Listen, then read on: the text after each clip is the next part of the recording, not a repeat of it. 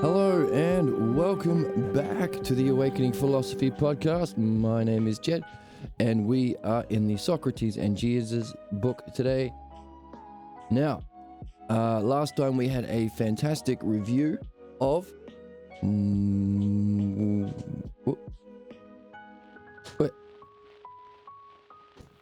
adjusting my seat. A review of some questions that have come to light for us as we review what we've been reading. All through the text, we have been learning about the difference between belief and understanding.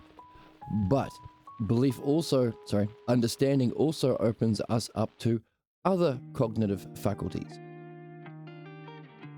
namely knowledge, wisdom, and a mysterious state of self. So, as important as it is to understand the nature of belief-based thinking, which keeps us as savages, keeps us in conflict within ourselves, keeps us in conflict externally, and keeps us as sadistic beings because we have to compensate for a lack of actual feeling of knowledge, because belief doesn't have feeling, and because belief can't create the act of attacking those who do not believe, or murdering people, or inflicting suffering on people, becomes what believers have to substitute for what it means to be knowing. So, you're probably familiar with the cliche meme, why is cruelty the point? For people in power, for billionaires, for politicians, for religious leaders? Why is it that all of these people seek cruelty? Well, we've answered that question. It's simply because that's what it means to be a believer, to be operating at the cognitive faculty of belief. Now, with understanding, of course, you can help people. You can help someone fix their car if you understand how their car works. That kind of thing. It's obvious when you say it. And of course, I was out playing music this weekend, and yes, the believers seem to enjoy intruding on the fun everybody else is having by insisting they are the smart, clever ones because they believe in Jesus. And obviously disgusting thing to do to people. No one wants their stupid opinions, and they can't actually help anyone have a better time. All they can do is fight and cause conflict and give them enough power, genocide, etc. So, believers in a state of conflict, and last time we had a look at the fact that what they are in conflict with is the logos. And we explored the logos. We explored how the logos is the intelligible, the understandable, and knowable rational paradigm of reality. In the highest experiences of reality, you can reflect on it intellectually and recognize there are aspects to it. There is an order to it. Not only is it graspable as knowing, it is understandable itself as well. And we had a look at the fact that it is these eidos, not forms, mistranslated in modern philosophy as forms. These eidos, or aspects of the intelligibility of reality, form the building blocks of understanding itself. And isn't it interesting that the relationship between these selfers or self-logos pairs can be used to understand states of mind?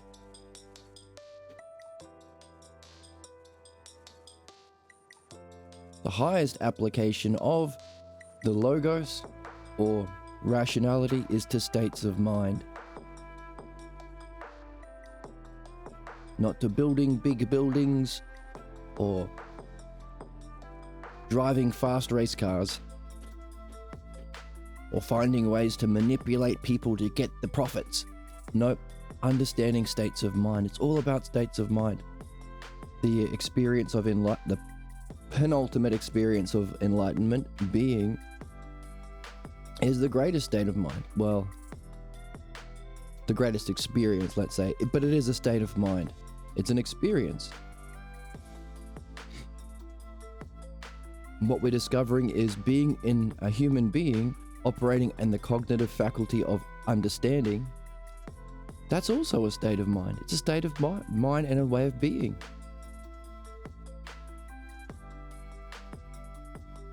So, from the greatest... Okay, let's get it out of the way.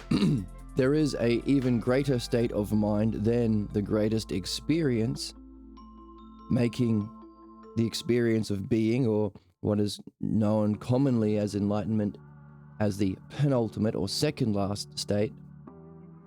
That, of course, is the state of self. That's what we're after.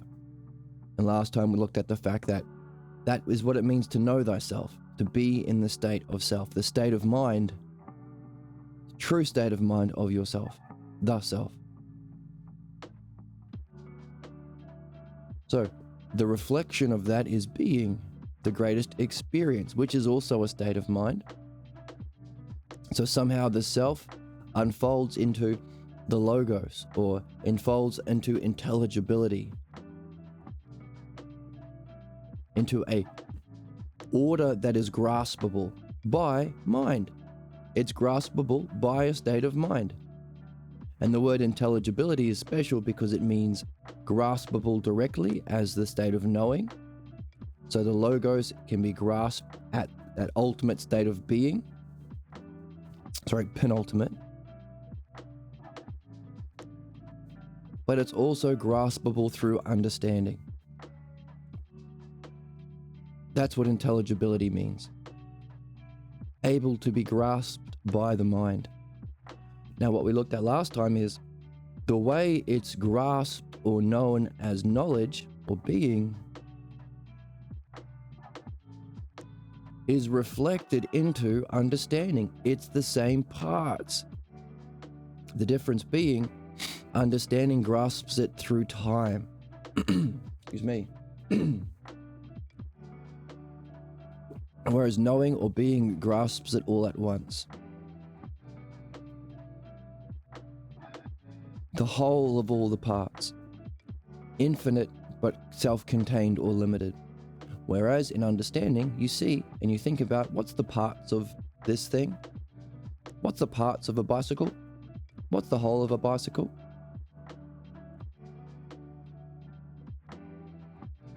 What are its limits or boundaries? How is it the same as other modes of transport? How is it different? Same, different, limit, unlimit, whole, part. The intelligibility of reality we call the logos. That's what we're learning about. That's what learning is. Learning is rediscovering or reawakening the logos. And living is to follow the logos. So if you want a bumper sticker or a fridge magnet, follow the logos is a great one. And if you are selling merch, make sure you give the channel 10%. Ha ha ha ha ha. Following the logos, recognizing the logos, and knowing the logos as states of mind. That's what it's all about, states of mind. The way we relate to ourselves and the way we relate to others, or the way we function towards ourselves and in the world, whether or not we're treating ourselves well and whether or not we are creating genocide in the world or creating a utopia, are all consequences of a state of mind. It's through our state of mind that we think, act, and relate. Therefore, that's what we're all about. That's what we're all after. Understanding states of mind. And getting them. Understanding them and feeling them. There's our two once again. Understanding and experience. Understanding and knowing. And last time we looked at the fact that the intelligibility of being is the highest experience of being. If there are depths to the enlightenment experience or the depth of knowing, that means that you can experience it at different levels or levels of profundity, which means for that to be able to be progressed through, the idea of levels has to be first. For you to climb a ladder, you need a ladder. The ladder is the logos. The intelligibility of being, that's the logos. Meaning the highest state of mind of being would be the state of mind of the logos. And that's out of time. It's timeless. That's what being is. Whereas understanding is the same parts, the same rungs of the ladder that you can climb, but through time, through the moments of a dialogue, through the parts of the text, through the arguments in a part of the text. That's what we've been seeing. The same ladder. Knowable outside of time all at once as enlightenment or knowing, and experienced in time step by step through the art of understanding, or the dialectic, or dianoia. Both of which seem to be a state of mind, which is curious.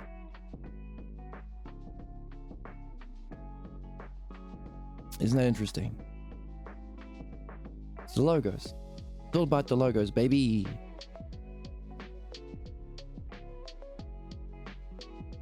And our question last time was,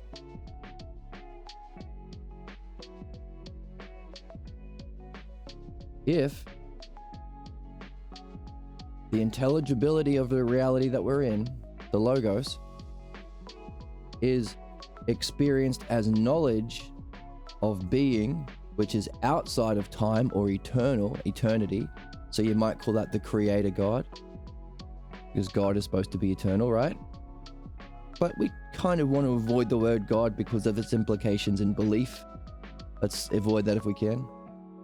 So, if the intelligibility of reality or logos is knowable timelessly in being, the same parts is experienced, or the same intelligibility is experienced in time in our highest functioning in the physical world of becoming. That's understanding. So we're learning what understanding is. We're learning how to think, we're learning how to talk, we're learning how to reason, and we're learning how to function in the best possible way we can do while we're in time. Now, in the text, we were given some clues about what that feels like. What's the state of mind of understanding? And it said that while we function in time, because all of these concepts that we are using, or ideas that we are using in understanding, are themselves timeless. You never see whole and part walking down the street, but every single physical thing is a whole or a part.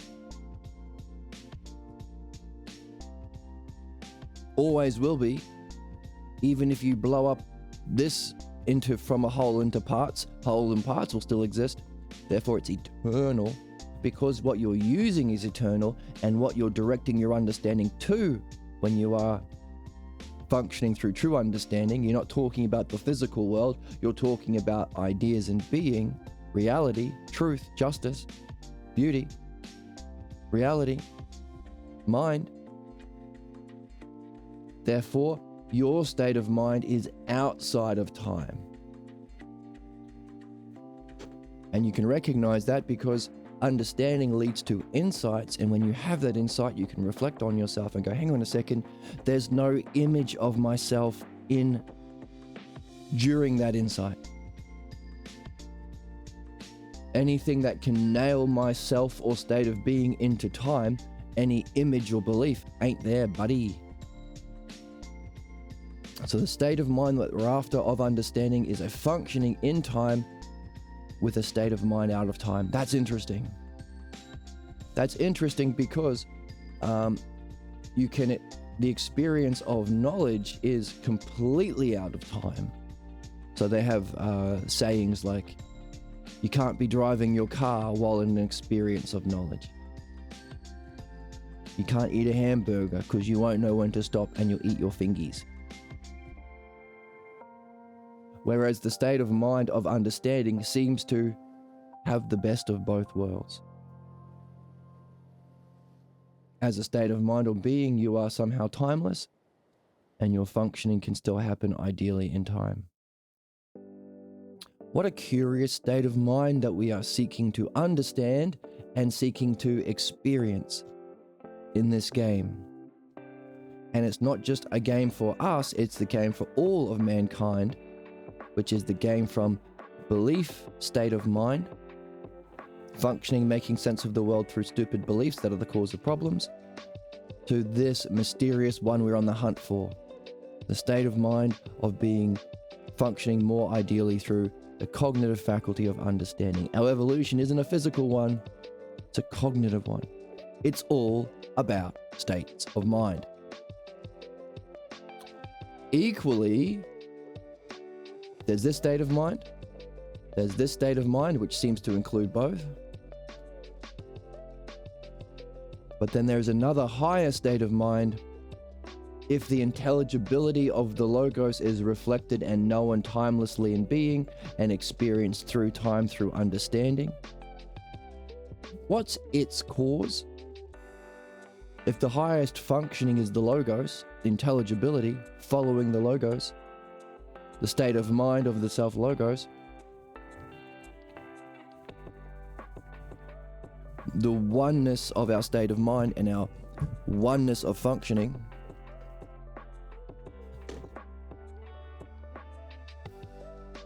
what's the cause? What's the one that gives rise to oneness? And what can we discover about the self that has this intelligible logos somehow in it inherently, that its reflection into creation is reflected as the intelligible being, or beauty itself, or reality itself, or justice itself, all of these fantastic words that describe its aspects or its qualities or how it's experienced. And even that is reflected into understanding. We can make sense of the world. Understanding can solve problems caused by belief. Understanding can reach these states of excellence. Isn't it weird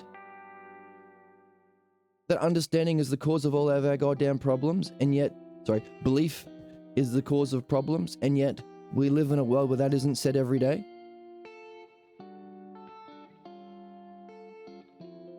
I mean, don't we know about sexist beliefs and racist beliefs and religious beliefs and genocidal beliefs? Don't we know about this?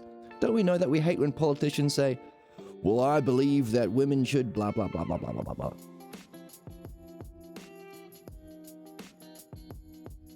It's not a big step to realize that behind every terrible, terrible action is some justification, never, ever, ever through understanding, but always through belief.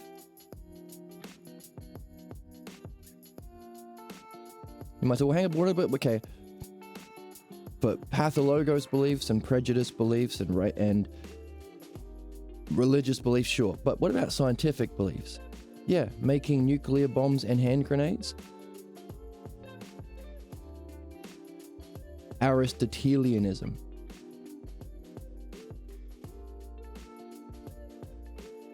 Staying there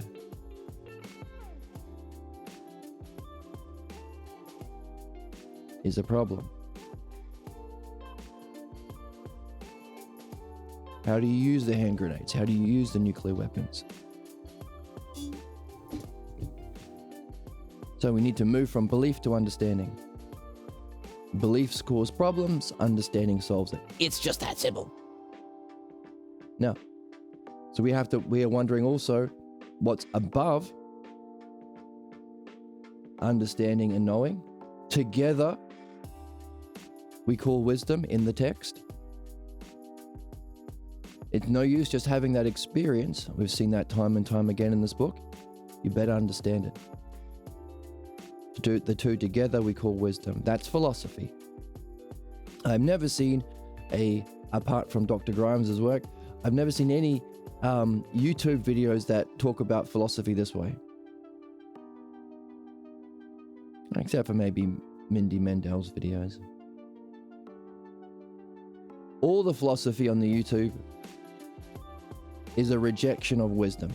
They claim to be philosophers and they ain't doing philosophy. And in this book, because this book is such a goddamn banger, we are learning why. Because we're not learning philosophy. We are learning about an opinion of philosophy from Aristotle, a wolf in sheep's clothing, who is speaking for Socrates but has completely rejected all of this. So all the YouTube videos are just about catchphrases, slogans, platitudes, quotes. Here's a quote from Nietzsche I like, says this guy teaching philosophy. And when I start my courses, I give this quote from Socrates. And then I throw in this quote from Hegel. And then I like this quote from Marx. Really? No coherence? No unified understanding? It's just this guy's opinion and this guy's opinion into a big soup of mess? And as we saw in the text, without understanding, it's just all slogans.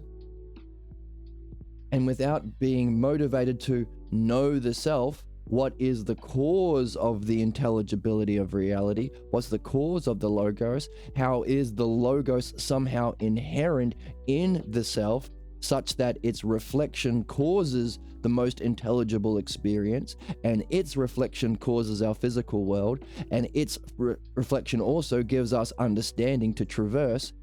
If this is the unfolding or the reflections, what the heck does it say about the real thing? As you look into a mirror, you see a reflection of yourself, but it's missing all the good parts. It's your 2D reflection doesn't have will, doesn't have intelligence, doesn't have hopes and dreams, and it's kind of inverted. Your left arm is your right arm in the mirror. That's a principle of reflection. Therefore, if the reflection of the self is into the intelligible logos, experienced as pure intelligence, pure reality, pure vitality, pure beauty, pure bliss, if that's a diminished version of the self, what the heck does that tell us about our goal of knowing the self? That's our question. That's the big question. That's the question we carry primarily as we read. What the heck is the self, such that its reflection is the intelligible logos? Intelligible meaning knowable and understandable. Holy crap. Now you can reflect further. You can have your following of the logos, or participating ideally in the logos in knowledge and understanding, together, wisdom. Never seen that on philosophy on YouTube. Only Aristotle. And we can understand that. But what's our crappy functioning? So, let's use understanding to answer that question. If the parts of reality are the self-ers, self-beauty, self-justice, self-whole, self-part. Self is an honorific, that means aspects of being. Again, another reason why you don't see this on YouTube is because all of the translators prior to Juan Balboa have not translated the word self properly. Again, back to Aristotle, just as modern Christians are Pauline Jews and not Christians, so too modern philosophers are not philosophers, they're materialist Aristotelians. Or Socrates calls them not lovers of wisdom, that's wisdom, these two together, but lovers of opinion, philodoxia, he calls them. Doxia is Greek for opinion. Crack my back. So what if we diminished it even further? What if we reflected it even further? Let's take these parts, whole, part, same, different. Experience ultimately, most ideally, all at once is that knowing experience. A intelligible, providential, caring, good, beneficial and helpful connection between the two in a fantastic way. That's understanding. Being the state of mind of the whole while being able to traverse the parts through time, through understanding. That's what it means to be a good person, a human race, a non-zombie person, a philosopher, really. Have the state of mind that is eternal or timeless while functioning ideally in time through understanding. So those are our two. Both all at once in a oneness. Timeless knowing. The connection ideally is understanding. Well, what's belief? Same terms. Same terms. Like we can just use these same words. All we're changing is this. The relationship. This is a principle called structural similarity. You might have heard the expression as above, so below. In the microcosm, in the macrocosm, in the microcosm, things like this. Allowing us to learn through analogy. It's the relationships that change. So what's the relationship between the selfers or self-logos pairs? That is the intelligibility of reality, timeless, and understanding itself in time. What's the relationship between them that is the state of mind? Once again, it's all about states of mind. That is the state of mind of not knowing, not understanding, not wisdom, not the self. Belief. Cause of human problems. Belief. The state of mind of belief. You can only fight with people on the street when you're preaching about Jesus. You can only genocide non-believers. You can't solve problems. That requires understanding. You can only create problems. You can't build a sandcastle. That requires understanding. Risk putting it into action. But you can kick sandcastles over. And if that's your highest cognitive functioning, you can get addicted to that as a mark of what it means to be a believer. That's sadism. That's why cruelty is the point. That's why humans are so fucked in the head right now. Sadistic. Caused by belief-based functioning. How do we understand it? Using the same self-logos pairs. A conflict. While understanding is the ideal harmony and functioning between these two, belief-based functioning is simply the conflict of the self-logos pairs or elements. That's it. That's what belief is. You seek your freedom or to be unlimited, but you have to accept limits. You're in conflict within yourself. Only believe in Jeebus to be a part of the team, but I really want to read Harry Potter. Conflict.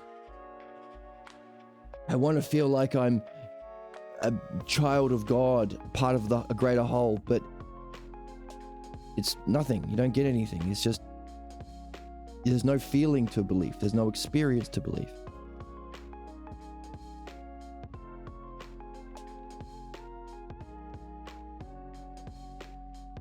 You're always, restless, so we can add rest and motion in there. You're always restless. You can never be at peace. You have to keep coming back every week to say, still got my same problem. I'm sorry. Oh, you're forgiven. Just believe you're a sinner and say sorry to Jesus and pray. Never at rest, never solving problems. The motion and rest can go in there too. Ritualizing sadism, cruelty against the self. So, that's what it means to be a believer. To be in conflict with as a state of mind. That's it. Now, what does that mean in conflict? Well, let's take it one more step. A conflict between the self-logos. because states of mind is the logos. If the highest aspect of knowing is the logos, and this is intelligence itself, this is consciousness, this is mind, then the logos, the intelligibility of reality, is all states of mind. You're always following the logos, kind of. Well, okay, you're always in the logos. That's what it means to be aware. That's what awareness is. Logos. State of mind. Well, that word awareness might help us for this question, because while this is, you can have an awareness of eternity all at once as the greatest experience or state of mind. You could say, well, what's aware of it? Therefore, asking this question, what's beyond the intelligibility of the logos? What's beyond states of mind? What's having the state of mind? Awareness? Is that what awareness is? And then if that's the self, if self is awareness, what does it say about the self or awareness itself? Which would be pure and clear and empty and free of qualities so that it can have these great qualities all at once. There's no qualities getting in the way of these qualities or these experiences. What does it say about awareness itself? That its reflection or shadow is so awesome and amazing. Think about the intelligence of the dream maker. 4 or 5 dreams for every person on the planet at night. What's that? What's 8 billion times 5? It's a big number. 40 billion?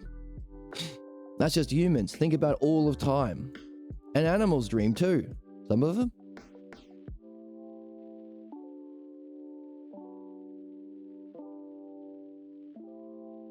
And if every single dream is profoundly reflecting the logos in a beneficial way, the most beneficial way between the whole and parts, it knows the whole of everyone's lives and knows all of the parts, and therefore can have this relationship from the whole of mind to you as a part developing into mind. Most ideally, it's the highest representation of the state of mind of understanding, which is somehow a state of being outside, relating providentially, understandably to the parts.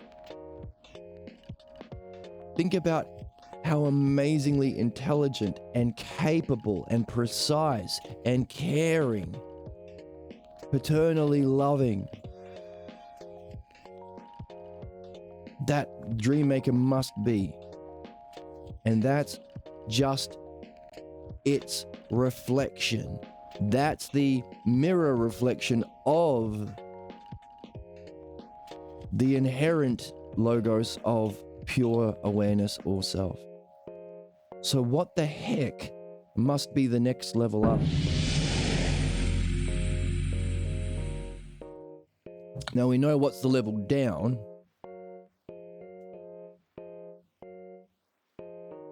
Conflict. Believers. What does the most damage in the world? It's not elephants. It's human beings. But what's behind every CEO's decision to crush more children in the children crushing machine to make 4 cents more profit this quarter? Their belief that they're justified.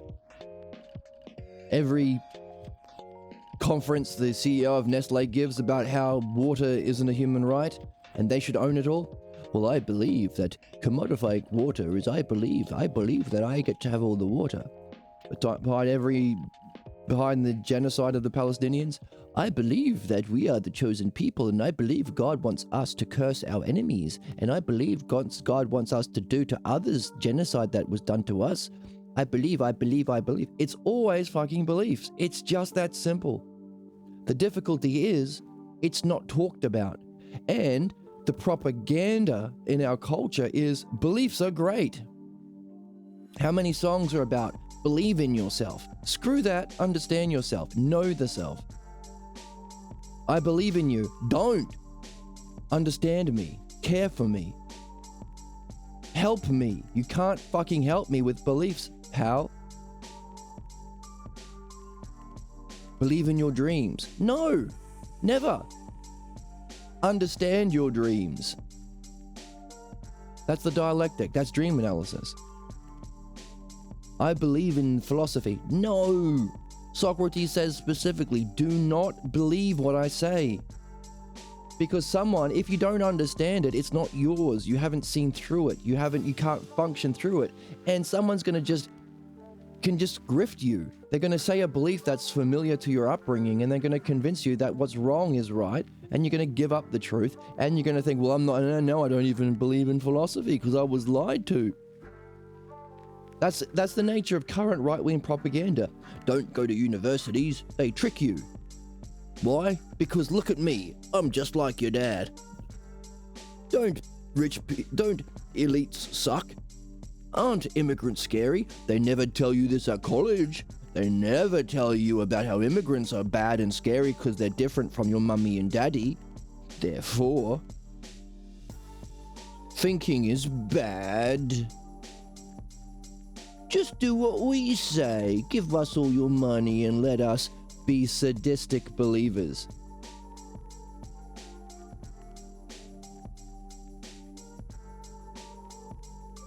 And what we're seeing in the text, in order to accept the state of being and the state of mind of internal conflict and external destruction, conflict, and the enjoyment of that as a mark of knowing or sadism, in order to accept that, you have to therefore sacrifice the higher states of mind, understanding, knowing, wisdom, and the pure awareness of the one self that's even higher than intelligibility. Sacrifice all that, and sacrifice your human purpose, not just your moral and ethical obligation, but your growth into your highest happiness and development, freeing yourself from problems and escaping the cycle of reincarnation. You have to sacrifice all of your own goals, development, happiness, states of mind, to be stuck as a believer, accepting the limits of that cult or clan. Therefore, there's another class even lower than belief,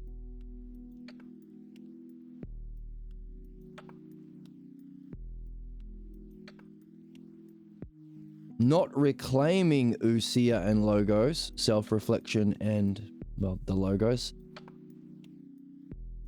but just leaving this in the wrong direction.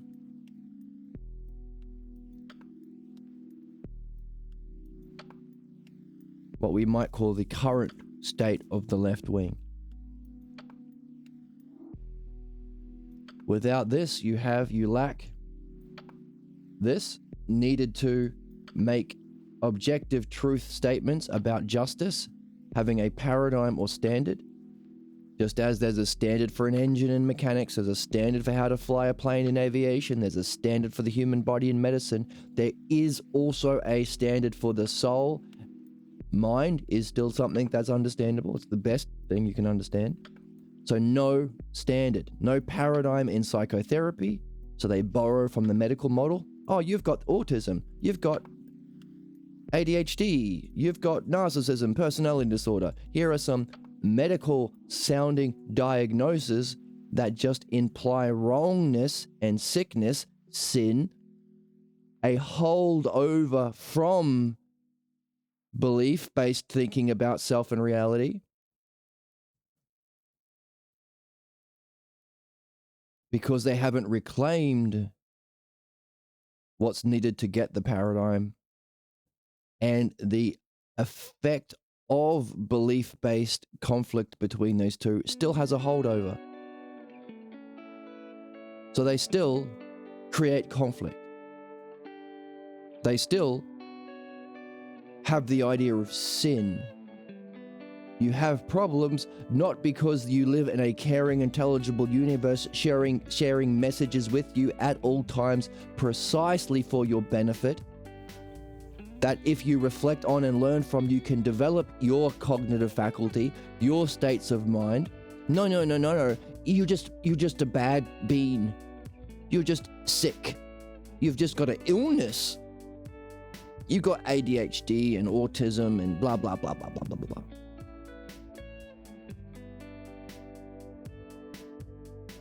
So the name for that in philosophy is a strict dualism. While this has both together in conflict, causing belief-based conflict, if you just leave without getting into philosophy and getting into understanding,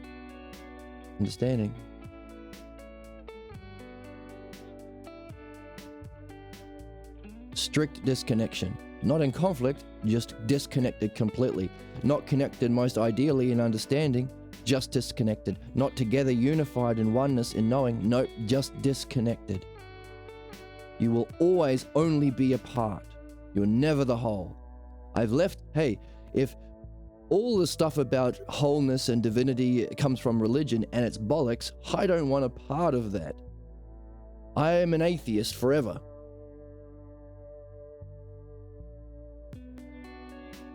Not agnostic in that I realize that religion is crap, but now I'm going to do some work to understand and experience the nature of self and reality. No.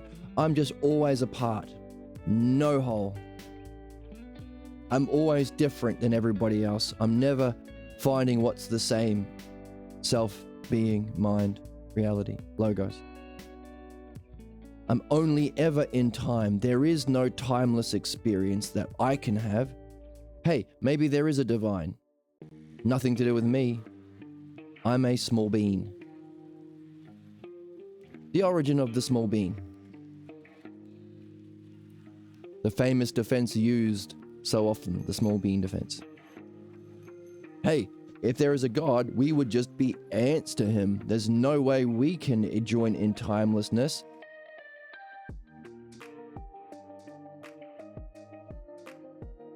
The modern left wing. The reason why the believers are in power, one of the reasons is the modern left, the progressives, are in conflict. Well, I think genocide is wrong, but I want to compromise. Let's not be mean. Let's not make fun of. I mean, the believers crush and mock and kill and murder and take away healthcare and take away food and own all the houses. Yes, they are doing evil things. No, no such thing as evil. Objectively destructive and harmful things, being the worst people possible. But let's be nice to them and compromise them. Because we can never, ever make a statement of the whole. We can never see the paradigm that allows us to make principles that are always the same. I don't give a shit if you're Christian or Muslim or Jewish, or if your parents were racist, or you love shooting children with guns. Doesn't matter.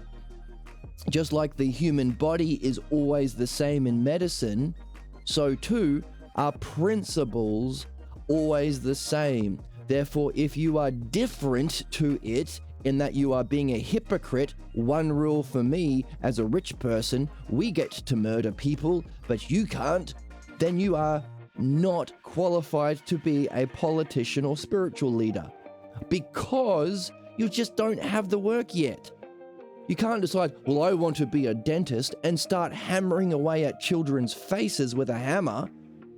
You need to do the work to be precise in your understanding. Not a belief. You can't go, well, I believe I'm a pilot. Let me fly the plane. Never, ever, ever do we allow that. Then why the fuck do we allow politicians and spiritual leaders to just have belief? Or the current left wing, they don't see what are the same, eternally same principles. They don't have a grasp of the whole of intelligibility. That's what happens if you just leave groups or religions without learning philosophy. Therefore, Awakening Philosophy, this channel, is highlighting this. Modern philosophy, all of the other philosophy videos on YouTube is strict dualism. It's all parts. They're a little bit more, well, they're still influenced by their religious upbringing. the Abrahamic religions, or their family way of being.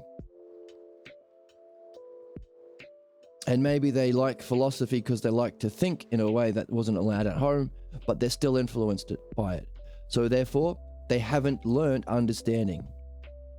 That's modern philosophy. Every single fucking video I've seen on YouTube is like this, claiming to speak for philosophy.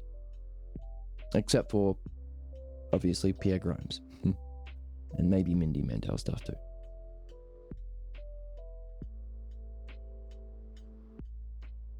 And in the book, we've seen why. It's a holdover from Aristotle. So now we've got 5 different states of mind that we can have under our belts as a working hypothesis, an if that we carry in our if sac as we read. If our job is to follow the logos, or rather, if we can recognize states of mind, then we've got a list. Right opinions. If we order the list, now we're getting into understanding. If we can hierarchically order the list of better ways of functioning with the logos, or states of consciousness, states of mind, then we can see that there is a progression or development. Now we're using the logos to map human evolution and spiritual growth. Learning. We're learning what learning is.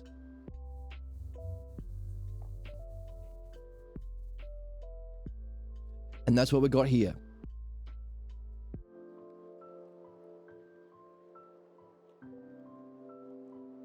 The ultimate state of self, the highest. Know thyself.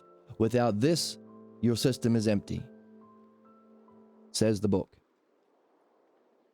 The next highest state of mind, or level of logos, knowledge, which is each of these parts together all at once in their ultimate highest form.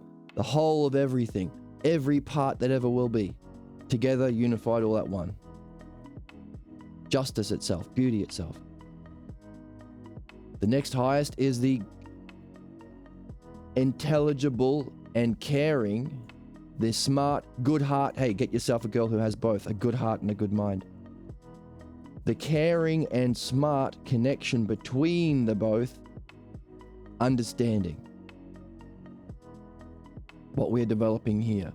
Our job, the highest functioning in time, which also has a state of feeling out of time, that we can have as human beings. So far we've got 3 states of mind. The 4th, believers, the cause of human conflict and suffering and sadism. Belief-based cognition, which is a conflict between the two. And now we've got a 5th state of mind, or a 5th logos, state of consciousness. Strict dualism.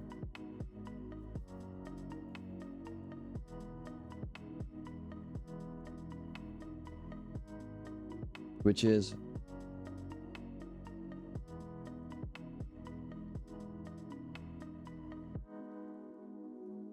just leaving, different color, purple. If you just leave belief without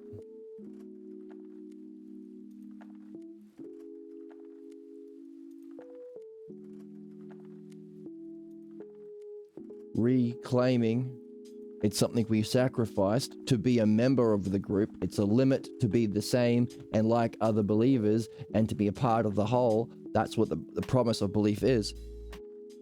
So you're reclaiming logos and ousia, or understanding.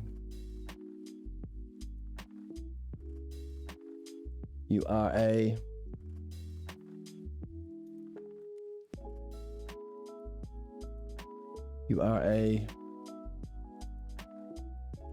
mass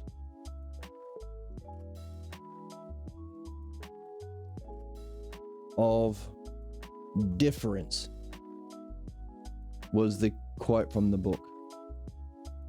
Your belief upbringing still affects you. You haven't done any work through understanding to remove your problems. It's still there. But now you're a mass of difference with no paradigm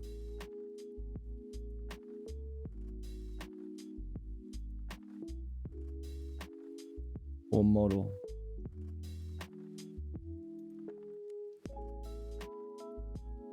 And we call that strict. Retreating into the apparent safety of only making statements about opinions. Well, I believe that blah, blah, blah, blah, blah, blah. But we can't make it a law. Yes, Democrats don't pass any fucking laws and just allow the corruption of believers. Yes. Because that's where we are. We're, as a species, either believers or this, a massive difference, or strict dualists is the fancy name. Dual means disconnected. There's always a disconnected two-ness. Dualists.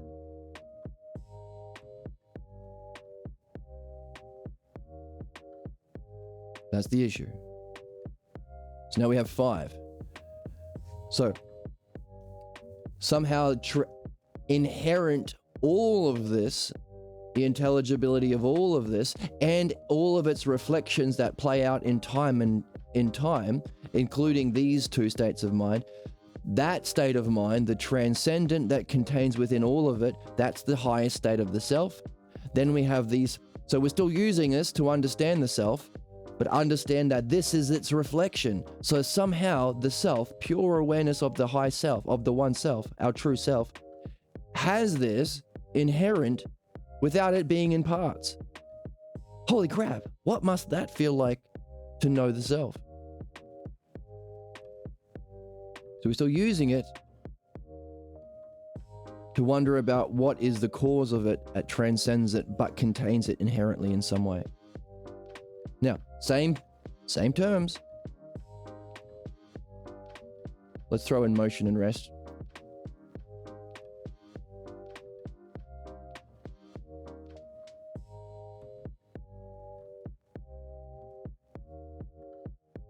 Because the believers are always restless. You can never solve your problems through belief, so they're always restless. They're never at peace. Which, of course, is preyed upon by the grifters in charge.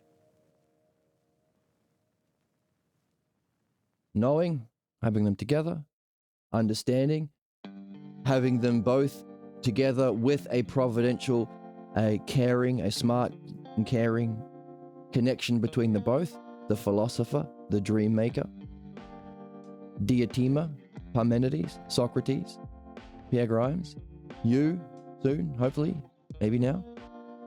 Join the Discord, help us. A conflict between the two. Grrr, the devil, fight the devil, blow up the devil, kill the heathens, genocide the Palestinian kids, starve the poor. Cruelty is the point. I was bullied, says Elon Musk and Peter Thiel, so I'm gonna fucking end the world. Screw you, cunts. Cruelty is the point for the current people in charge because they have been raised in Abrahamic traditions from not Jesus but Paul, learning to think not from Socrates but Aristotle. That's the historical causes of where we are right now. We're getting from the book. Conflict between the two is our 4th state of mind, the believer. 4th state of logos that we experience as a reflection of the logos of self. And now we've got a 5th, which is a strict brick wall between the two. The current left wing. I can't help the whole of humanity. Maybe, what do they say? Just vote locally. Just, donate to the local homeless. Don't address the whole of injustice in the world, says the left wing. This is what we believe, but, maybe we'll take some APEC money to support a genocide because I'm just one politician. If I don't do it, someone else will. No addressing of the whole, no same principles that are always going to be the same, not just for men and women, so no sexism, not just for people who happen to have brown skin and people who happen to have white skin. It's always the same, so no fucking racism, but for all time. Every culture, well, it was a different time. Slavery was actually okay because it was a different time. No, timeless. At peace. Timelessly.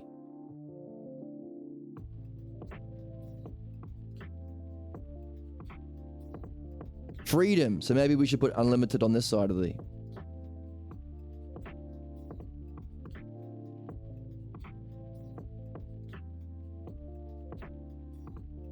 We will always be like ourselves in that we are all going through these 1, 2, understanding, knowing, and self states of mind. We are all like each other. We all have the same... No, our states of mind are all unlike, unique, but we are all like each other in that it's the same mind, going through the same stages.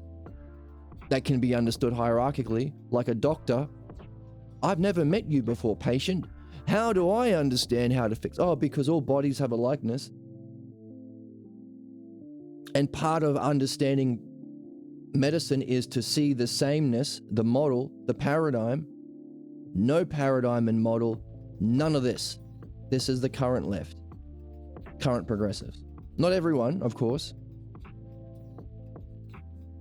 The authorities.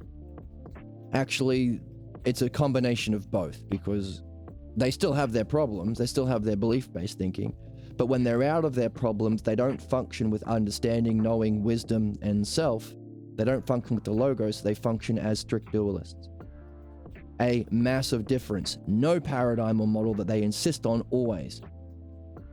So we have to just make incremental, oh, well, yeah, okay, that left-winger, isn't giving food and housing to everyone and still allows billionaires, but he's increasing the minimum wage.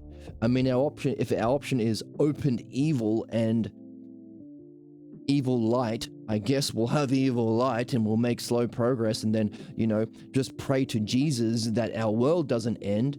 That's the horrible state of the left at the moment. Not everyone.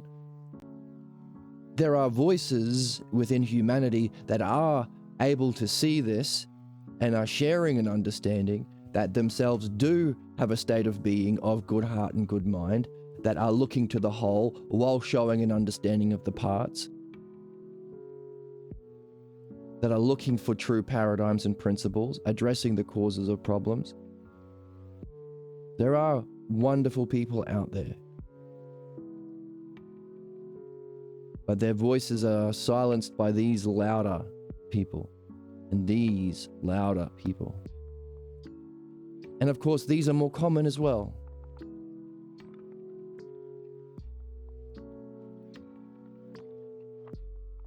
But these are the people that we're interested in helping or hopefully reaching out to through this channel to say, hey, you're doing really, really great.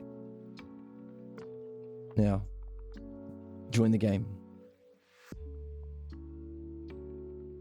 Add the logos in and you're away. Nail down in understanding what you've been doing intuitively your whole life.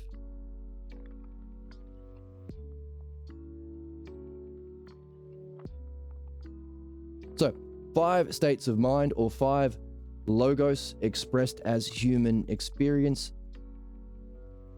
Of course, there's one that transcends experience. That's what we went through last time. And we also have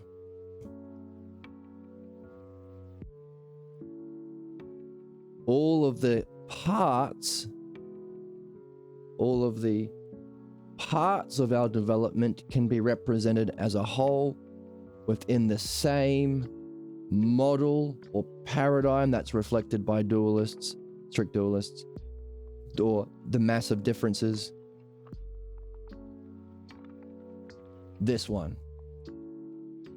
The purpose, the evolution, the development, and our enlightenment of all or the whole of mankind, is from belief-based cognitive functioning to understanding as a way of being and functioning, what we call love and logos, or this channel, philodeinoia. From savages to sages, from zombies to humans, from caveman times and inevitable extinction to in harmony with the cosmos. It's also what we look at in the book, how we respond to truth. When we say this, when we share this, as we've gone through, a simple, no opinions here. None of this is opinions.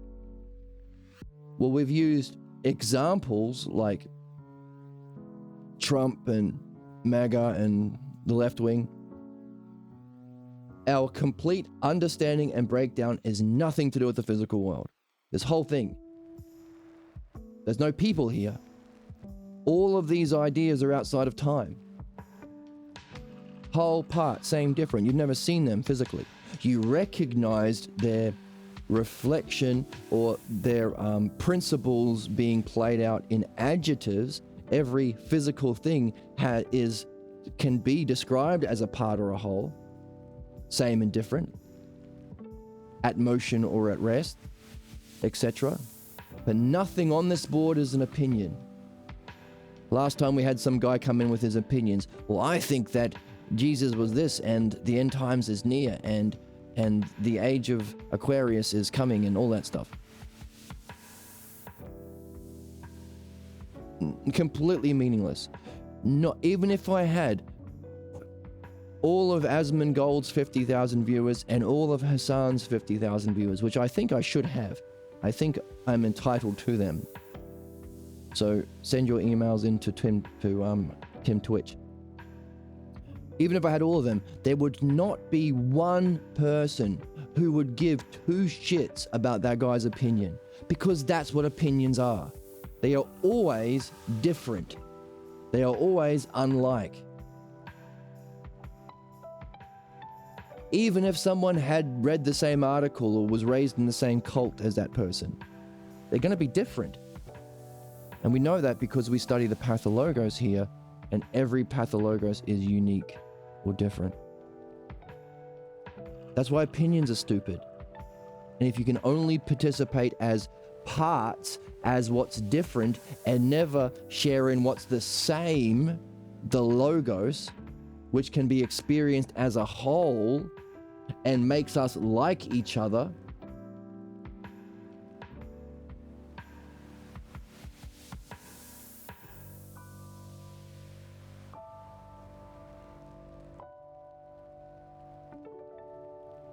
then you're wasting your time. You're yelling at clouds. You are always going to be unlike and different and alone. And let's change limit over this side. You're always going to be limited. You are never going to be unlimited or free. You're always going to be limited.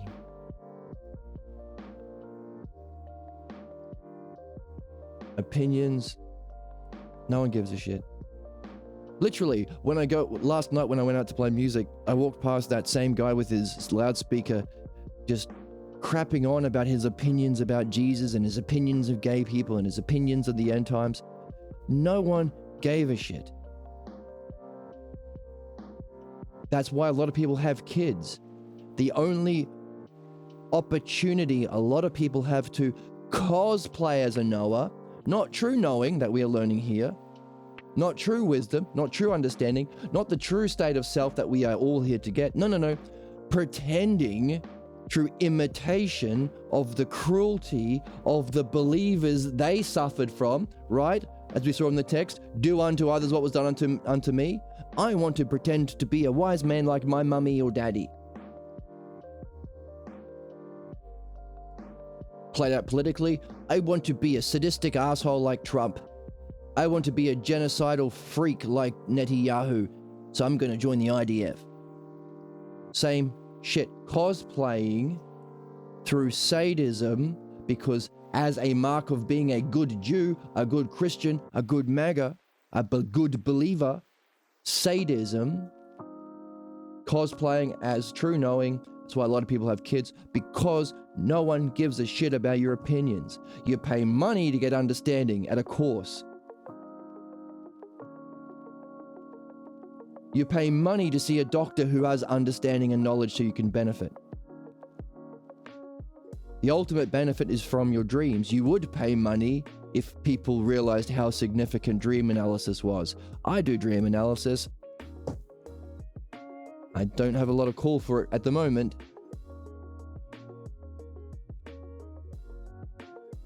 But that's the significance of understanding and knowing.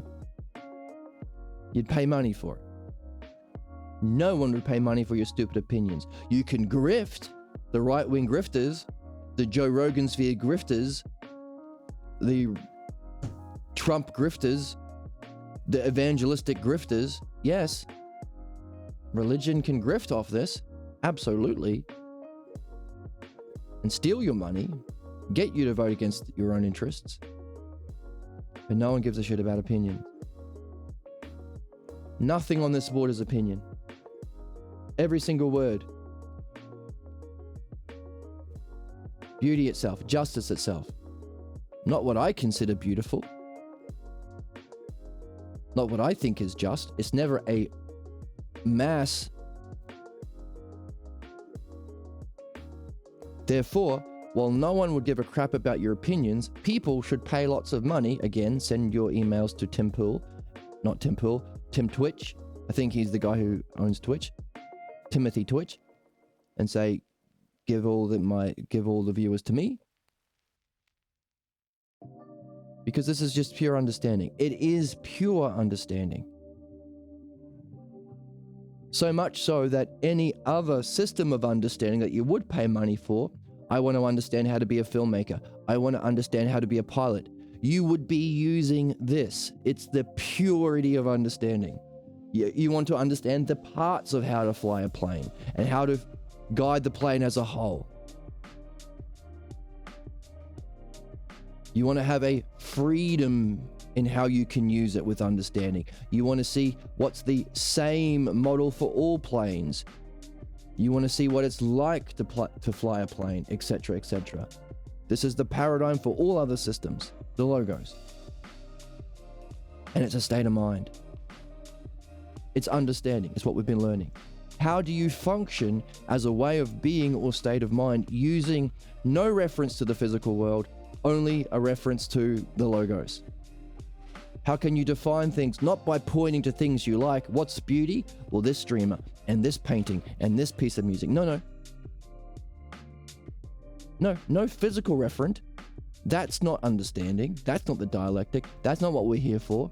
You think you're in this physical world of becoming in time to think in reference to that? Of course not.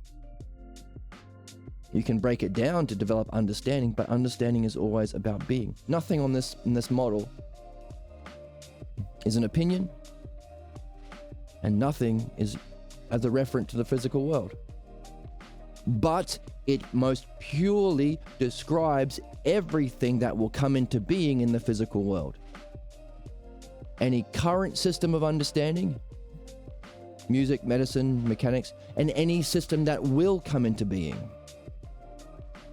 is in this model.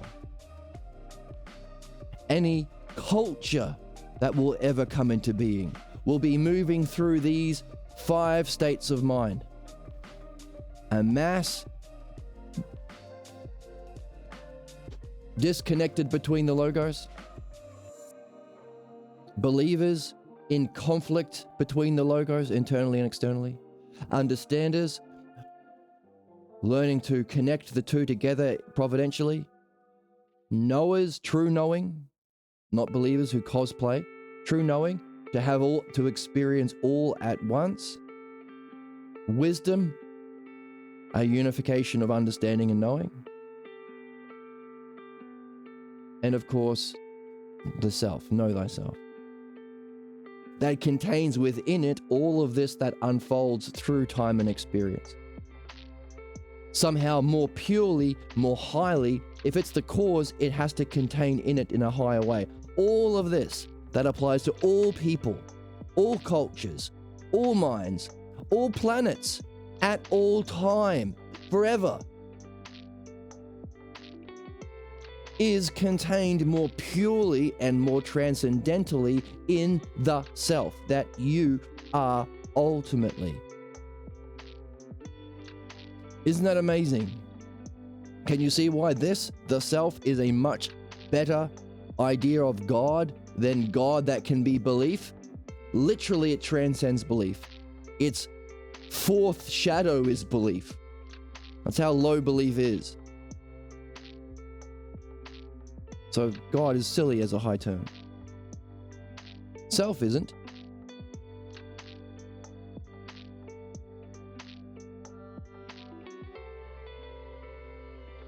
The one isn't, because all of these terms are expressions of one. Every part is a one. The kind of a one can come in together as a oneness into a whole. Unity, perfection, harmony, these are all expressions of oneness. Ultimately, the divisions of the logos, with as its highest cause the transcendent one, the self. No opinions here, which is neat.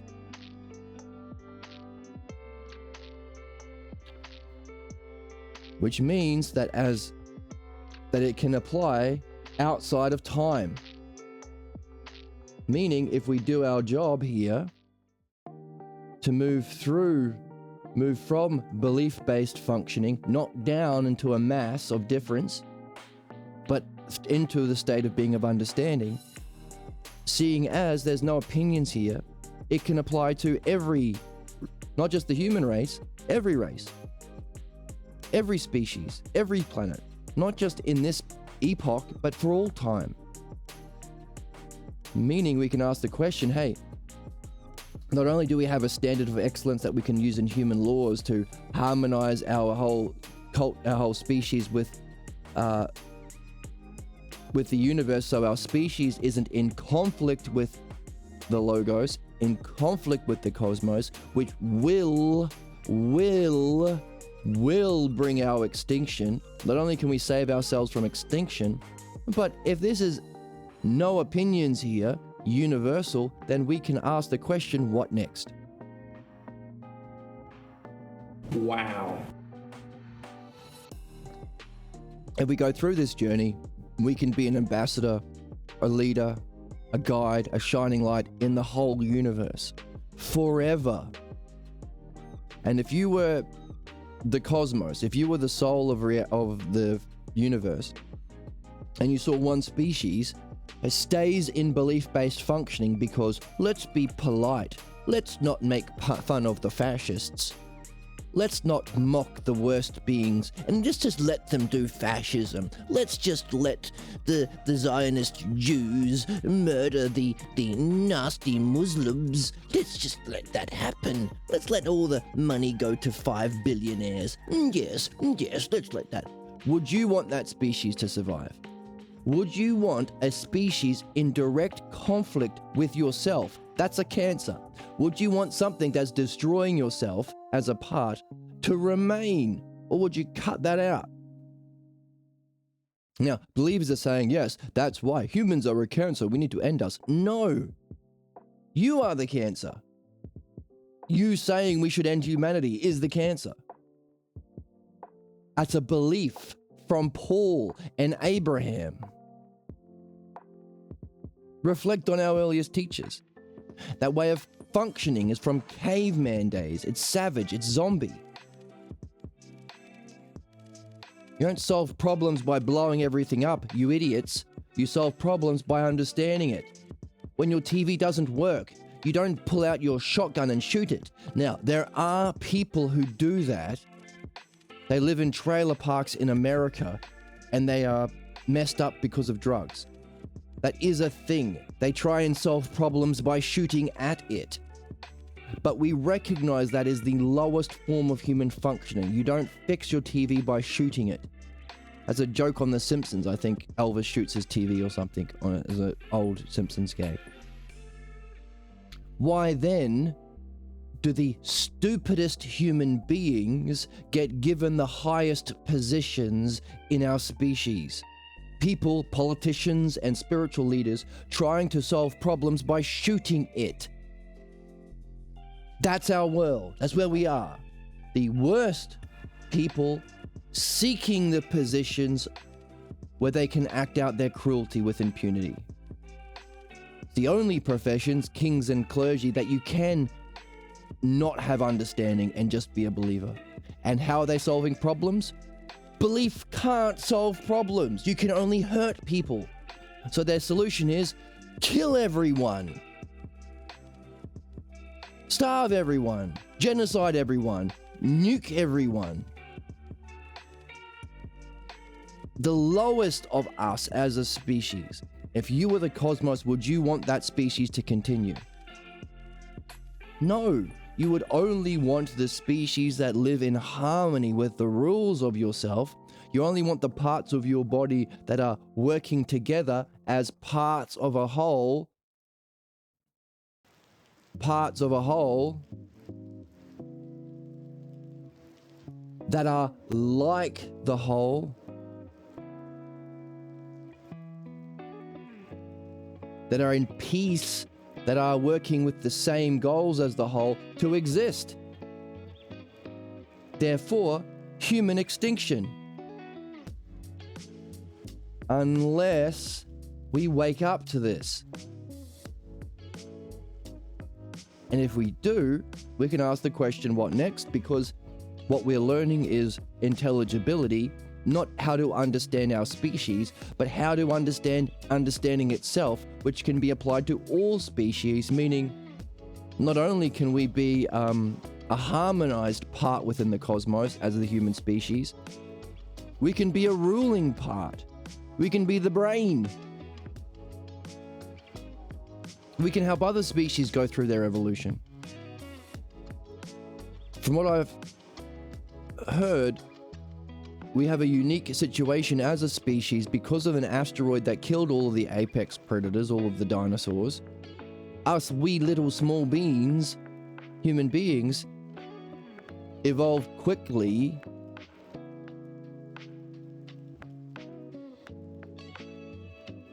without having to master kind of understanding that would allow us to deal with those kinds of dinosaurs. Meaning we've got technology fast, but we therefore have the technology to play out our primitive cognitive function fast. We can kill ourselves. We've given, and we can see this obviously. We've given the guns to the babies. The stupidest, most cruel and sadistic morons are in charge. We've given them all the nukes. And what do you know? They're using it in a very predictable way. The same way that they were treated as kids. No shit.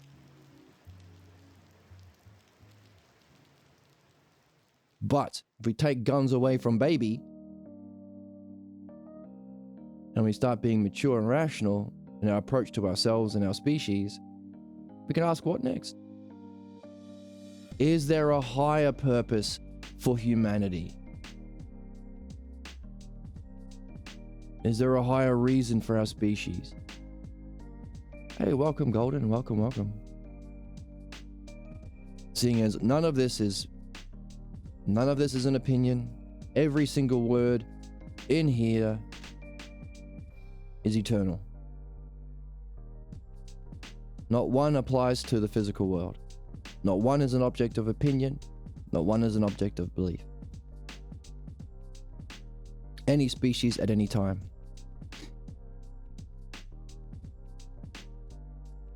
How's your world, Golden? Isn't that interesting?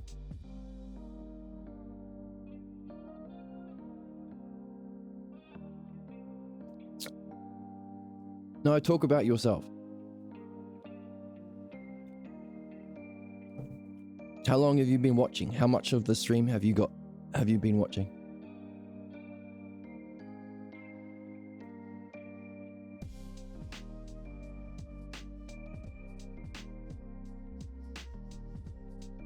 Just popped in. It's a good one today. It was a good review so far. Good stuff. what we've gone through is we've recognized that there are, so far from our review of the book, we've recognized 5 logos. We've also cottoned on to the fact that logos are all states of mind.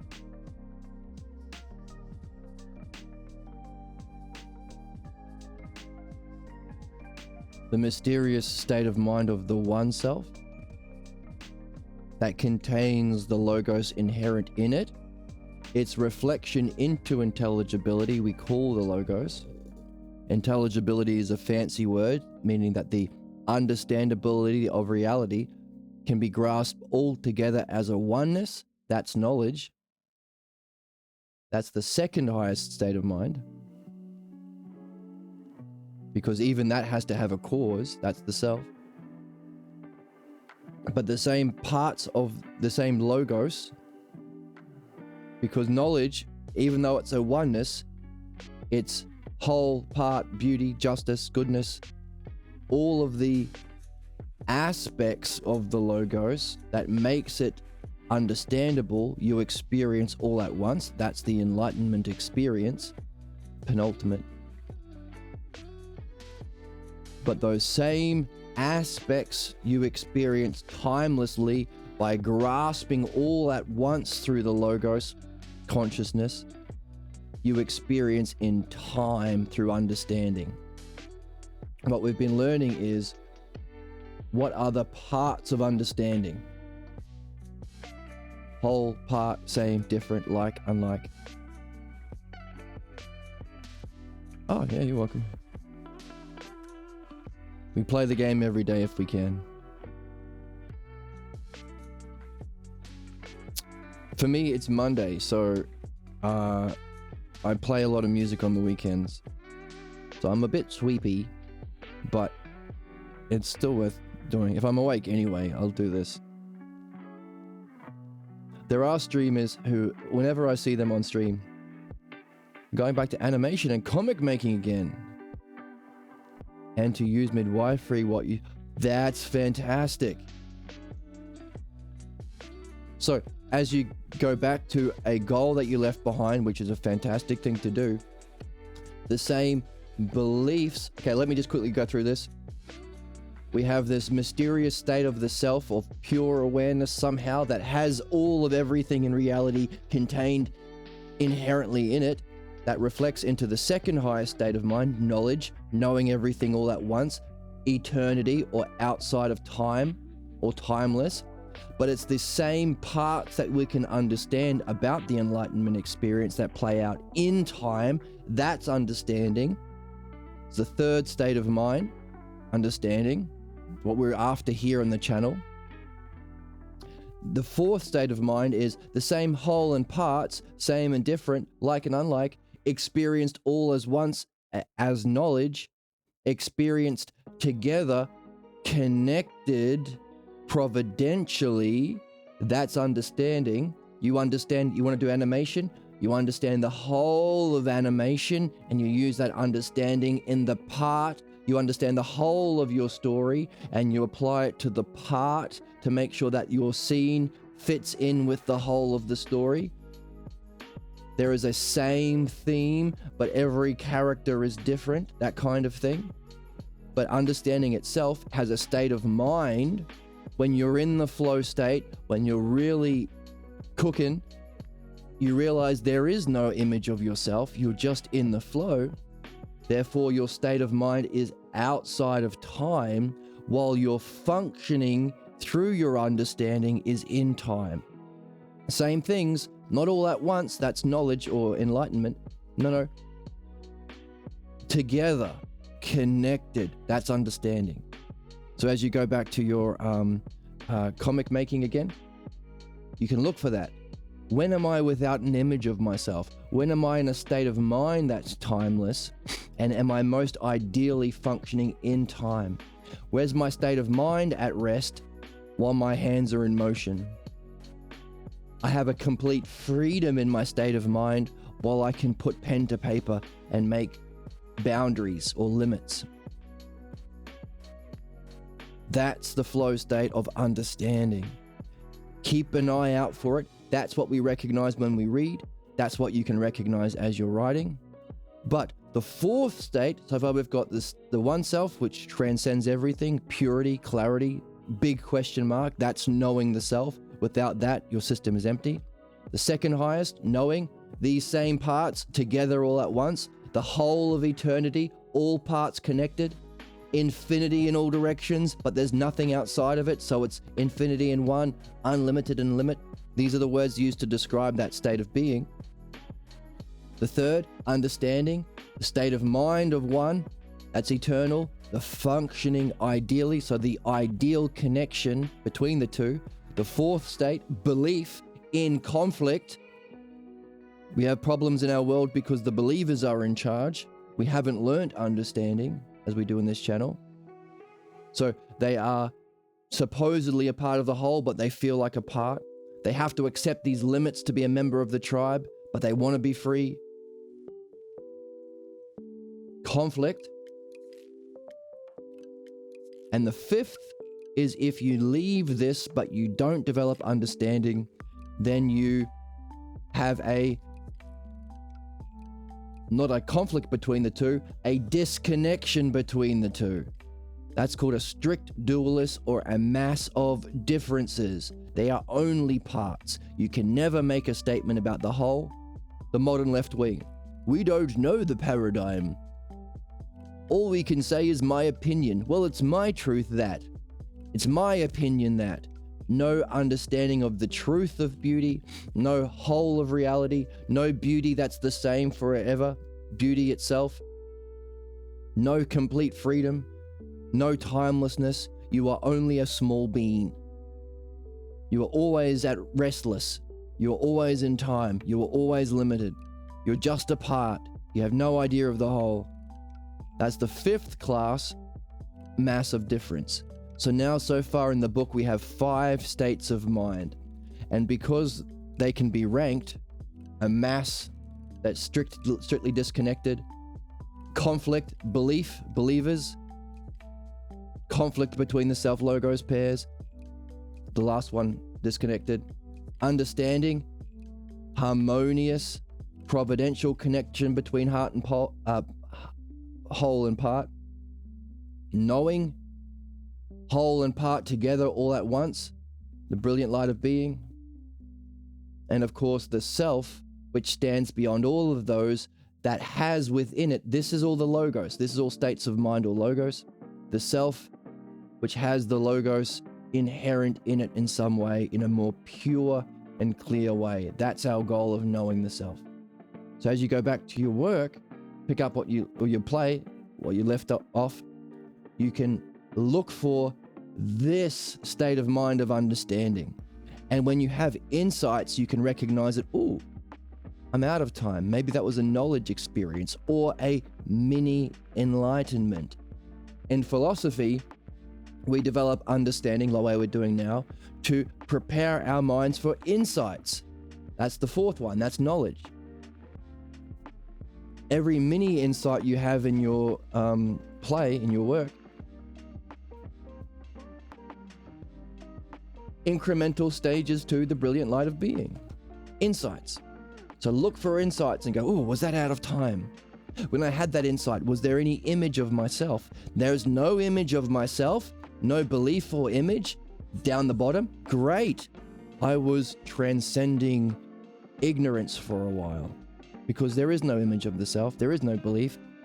But that's another thing. As you go back to your work, you can recognize when the images and beliefs come up to sabotage your understanding. When you are in the flow between the whole and part, to sabotage your insights when you transcend reality, when you transcend the physical completely, no image of yourself, complete freedom, or beyond that, a state of pure openness and clarity. Anything that comes in that must have come in prior to sabotage and get you to give up on what you loved will come up again. So therefore, as you said, midwifery is needed alongside. Whenever the believers come in, echoes from our It might be your Abrahamic religions. It might be your family religion, your family way of being. Those voices that come up and say, hey, give up what you love, sacrifice what you love, go be a slave for someone else, do something practical. Don't do what you love. You have to write that down as well. Because those are the clues that you can use in midwifery to free yourself completely for your problem. Hey, even when you're having insights, even in enlightenment experiences, you still have your problems. It can diminish your problems. Doing what you love and being in that flow state of understanding can diminish your problems, but they're still there. So it's super, super important to also take notes of the thoughts that jump up, that reflect your beliefs from childhood, or say, hey, you can't be a part of a whole, you're a small bean. You can't be a master animator. You can't tell the greatest stories ever that will rival Homer and Hesiod and last for 1,000 years. You're just a small being. You're a mass of differences. You can only be a part. You can't connect with the whole. You can't be like these masters. You can't be free and timeless. Now, all of those opinions are false opinions. They're wrong. You are the self and you have mind. So your nature is transcending the parts. Mind is eternal. You are the mind of Socrates and Diotima. It's just mind. So those are false opinions that you can collect and do midwifery as you go along. That's the game. We're also seeing that this movement from belief-based cognitive function to understanding is evolution from savages, cavemen to sages, maybe having a role within our cosmos, now that we've harmonized ourselves and our species. But it's also how we respond to this. Everything I've just said, there will be some response along this continuum. The belief part of yourself will say, no, don't listen to that. But the understanding part will say, yeah, I'm going to only listen to that, and everything in opposition I'm going to cut out through midwifery. How do we respond to new truth and rationality? What's the goal? Is my goal to be in that state of self? Or am I trying to pass on my beliefs and be a tyrant? The way of being, internal conflict, believers, openness, freedom, clarity, how we function, whether or not we can understand or experience enlightenment, how do we understand and explain problems, how much do we see the significance and value of dream analysis also on the spectrum. These are all on the same spectrum.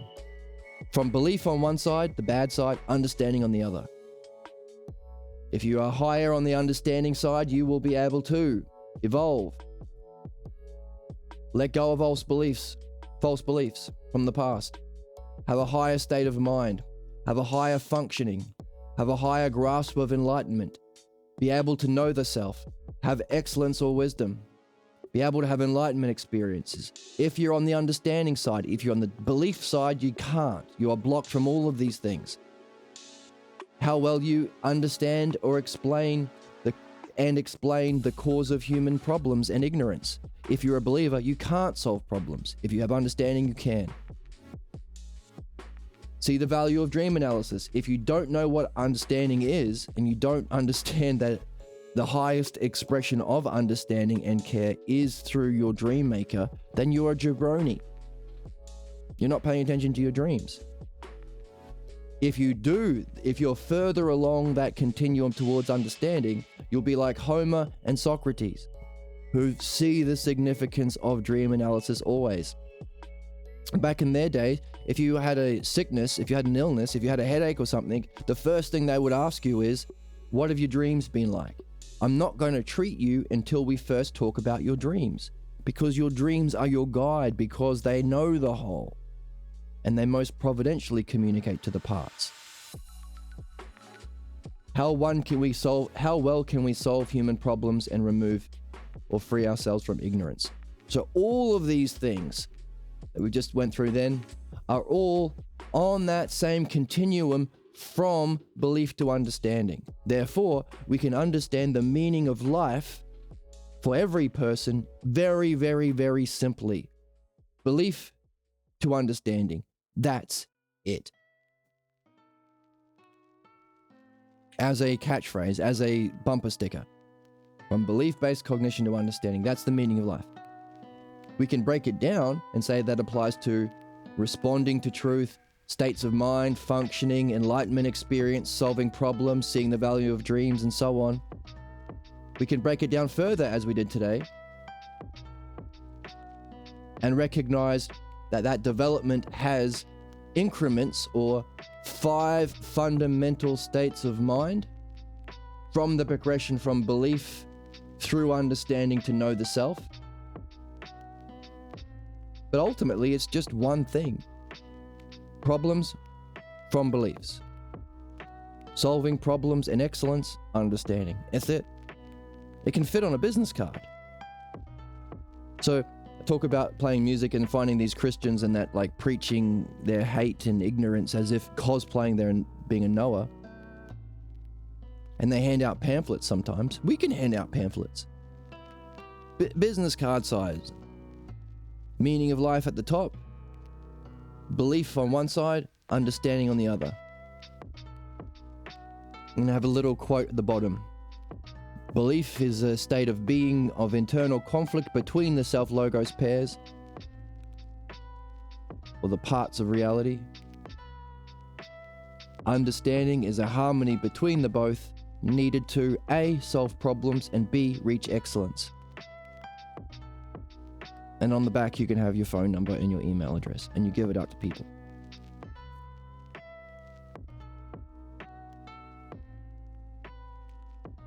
Business card. The meaning of life on the top. Now, people are going to respond to that business card in various different ways.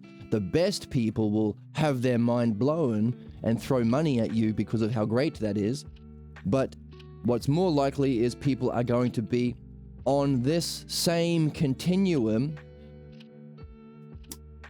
based on how well they have moved from belief to understanding the meaning of life, the purpose, evolution, development, enlightenment of all of mankind.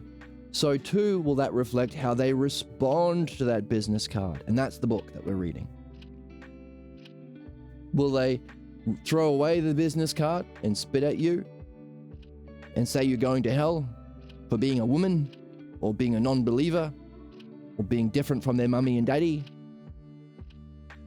Or will they have a think about it a little bit more, all the way to fully letting go of their old beliefs and fully embracing truth and reason? That will also, the way that they respond to that business card will also reflect their level of development in that game of the meaning of life. So, while you will stand out handing these business cards with those things that we said on it, this is the meaning of life, belief to understanding, that simple. Maybe have a Pokemon on the front to make it appealing. Then the next person can stand with a clipboard and say, hey, when you got that business card, what was your response? And have options. Did you burn the card? Did you spit at the person giving you the card? Did you crumple it up and throw it in the trash? Did you put it in your pocket, but know that you're just going to throw it away when you get home? Did you think about it for a little bit? Did you recognize any old beliefs that came up and realize, oh, gee, I didn't realize I was carrying something that prevents me from learning the meaning of life. Maybe it's worth figuring out where I learned that stuff so I can, learn the meaning of life and do it and become happy and good. Did you talk to the person and say, I want a deeper understanding? Or did you do the best reaction, throw your money at them, and then shave your head and put on robes and declare yourself as apostles to the new great one. And that one's a joke. But in other words, we can say, have that person with the clipboard mapping how people respond to that business card. Because that's important too. What's going on? Whoops. That's important too, because as we said, this is the meaning of life for everyone. It's not just for you and me and for... It used to be esoteric because of this, because people kill Socrates, because you have to show that you are actually interested in understanding, because a lot of people go, oh yeah, let me check this new thing out, but really I'm going to use it to save my Jewish faith. I'm going to use it to be a good Jesus and go back to my church and say that these are heathen non-believers that read Harry Potter. I'm going to be a Nazi Gestapo agent for my cult, my capitalist cult. These are Marxists, MAGA cult. They think that women and brown people are equal to men. We need to get rid of these crazy radical leftists. Christian cult. Well, they're not believers. We need to genocide them. Zionist Jewish cult. Oh, they're dirty Muslims. They're savages. We need to take all their shit. Yeah, there are people like that. There are more people cavemen than there are humans. More people savages than there are sages. More people in belief-based cognition from caveman times than actually embracing what they're here to do, the cognitive function of understanding. Which we all know solves problems. It's not a secret. You understand how your TV works, you can fix your TV. That's why you pay for a TV repairman. We know this. It's not a secret teaching. But this making it obvious and helping people go through that stage was kept a little bit secret or esoteric because of how savage human beings can be. You have to show that you're not pretending and while trying to be a good Gestapo for the faith. You actually are interested in learning. You are interested in becoming a good person. You are interested in your own evolution, helping people, helping yourself. But of course, we don't have time for that anymore. That's why we have to have the business cards and the other person with the clipboard. How well did you listen to our message?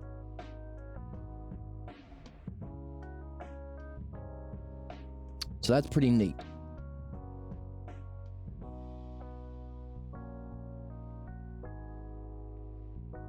You can heal the world with just a business card, some business cards, and a clipboard. And of course, Golden's comic book series that can let people know that's the game. So, pretty neat. So far, we've nailed down 4 stages that we can recognize that are universal, and I've been giving them an example. The modern left mass, no paradigm. Let's compromise with fascists. Fascism, belief-based thinking, understanding, knowing, a kind of union of the two we call wisdom. But that seems to be like understanding, and of course, all leading to knowing the self. So, that's pretty neat.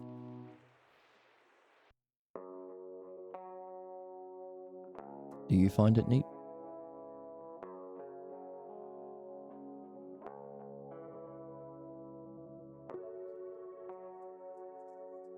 So here we are in the text. What's the time? Oh.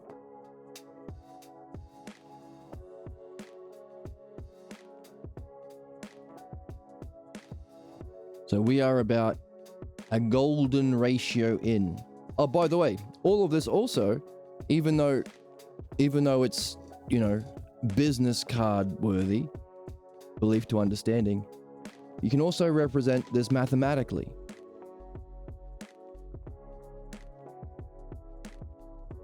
As we've been seeing, this is reflection.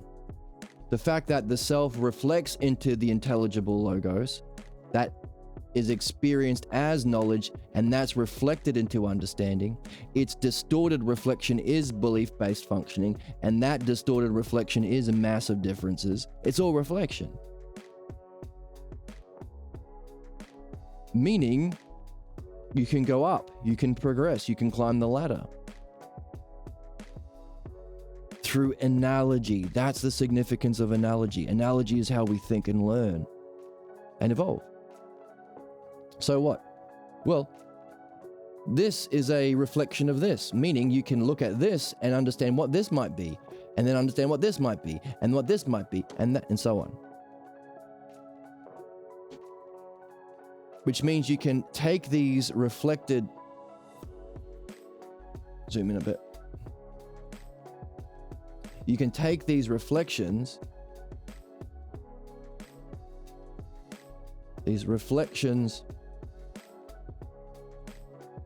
of the logos from the self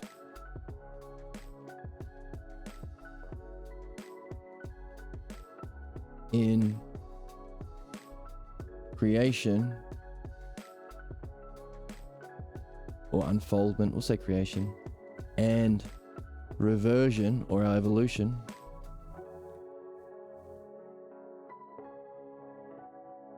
as analogies.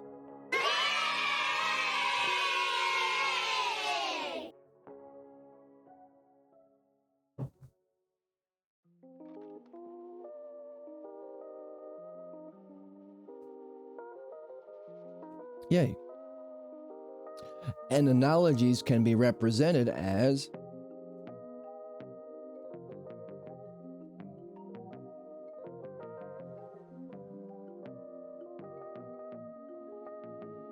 ratios.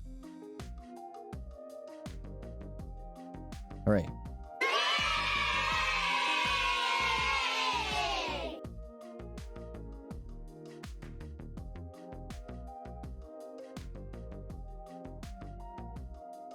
So we can mathematically represent them as ratios.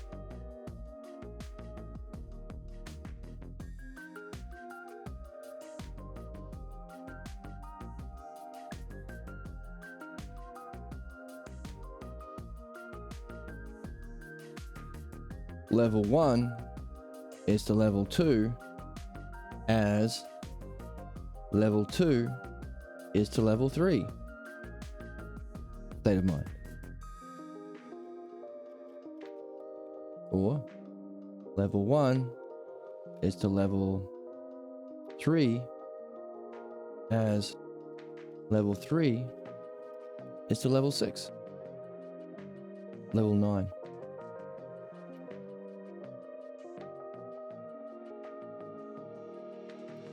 Level 2 is to level 3 as level 3 is to level 6.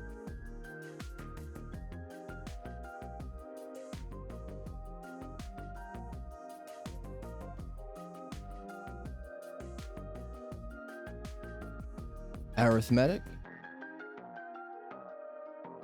geometric, harmonic,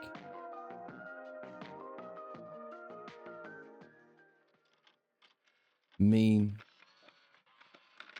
analogies. So we've been talking about the need to, the text has been saying, hey, while you can read and collect opinions and organize them through diagrams and dialectic structure, you need to also have dialogues. You need to talk about it. Express it. Have coffee with your friends.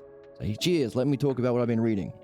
There's this super sexy Twitch streamer that talks about philosophy. My God, is he sexy. Let's talk about his words. And his massive guns that you can't see on stream because he's using his webcam. So the need to pass on the teaching and not keep it esoteric anymore. To share dream analysis, to talk about your dreams with your friends, to help them understand their dreams, to guide them through midwifery, to encourage them. That's being a mean analogy. As you get the teaching from someone, so notice, it's a mean analogy because these two are the same. As you get the teaching, so too then do you become a teacher to someone else. As you have this conversation as the listener, so too do you practice guiding as the dialectician. Mean analogies. So that's necessary, we're seeing in the text, for the purification and perfection of our understanding. Mean analogies.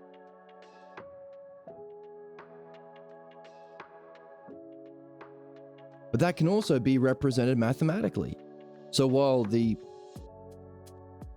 movement from belief to understanding requires some sort of process, if belief is on here, this is one extreme, and understanding is on here, there has to be some transitional point to that, some way of getting there.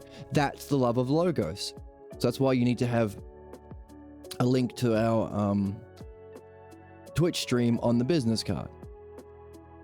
That's the mean analogy. It offers the transition from. That's philodianoia. That's the new way of being. It's the mean. But there are varieties of how that can be expressed. How far into belief did you start? How far into understanding did you reach today?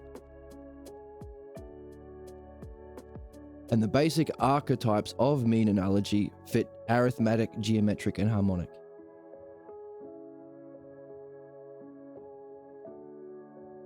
Now, we won't go into that now because I'm hoping that this might be touched on in the book as we continue to read.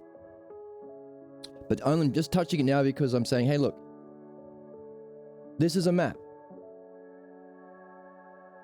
of the four states of development. From the book so far, 4 states of mind. Nothing is an opinion here. Nothing is a referent to the physical world. It's just pure reasoning, pure understanding. All of its expressions into the physical world, all of its expressions into our experience is on this map. From belief to understanding, people act as zombies. So now we've got the physical expressions or the physical terms. We've gone from pure understanding to physical expression. We're both. We're human. We're understanding it, but we live it too. How we respond to truth, whether we spit at the person passing out these meaning of life business cards, and so on. How well do we solve problems? How well do we function in the world? How open we are to understanding or having enlightenment experiences? How well do we make sense of it? So these are the two models. One, completely taking all possible meaningful human experiences, and one embracing pure reason. But you can also say, well, you know, what about math? Can't you also add mathematics into this map? If it's universal, then shouldn't there be a way of representing the universality of this transition or meaning of life through mathematics? Maybe you're going to come across some people who like math, or some alien species who want to understand it mathematically. Yeah, you can. That's what we have here. The archetypes of mathematics, or Socrates calls them the necessary numbers, necessary set of numbers.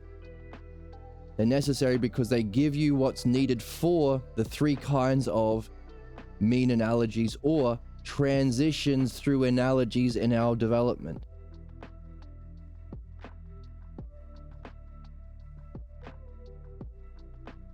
So, as expressed in states of mind, the logos, that's the highest expression. But because it's the paradigm, the universal, it's also in everything else. For example, if you're interested in music, you might see the significance of understanding what an octave is. The octave is the playing out in sound of the geometric mean analogy.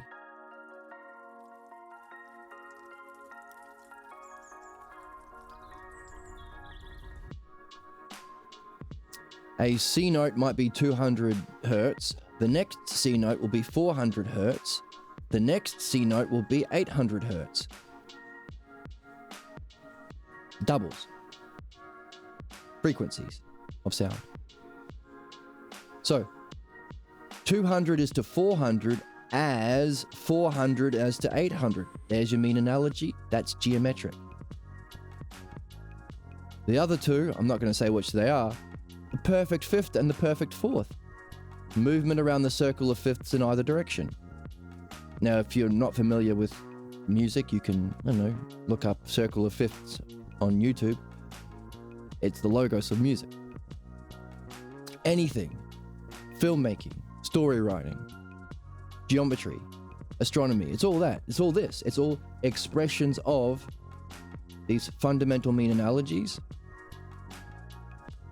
Most highly applied will give us what we need as dialecticians and midwives to recognize the transitions from beliefs into understanding, from our false images of self to knowing the self. So that's the highest application of it. But also, notice here, you've got 2 as a mean term for arithmetic. Arithmetic is easy, it's just adding. But you can also use the same necessary number set to go it this way.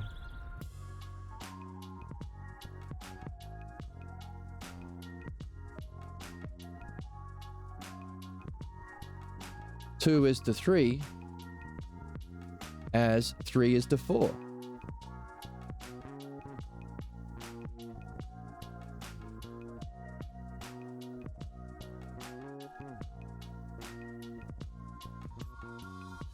Here's the thing.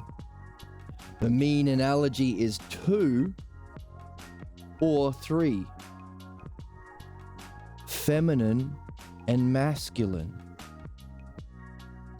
We've been reading in the book that intimate relationships, loving relationships, the teachings from Diotima to Socrates, Socrates being himself a mean analogy, passing it on to us in the book.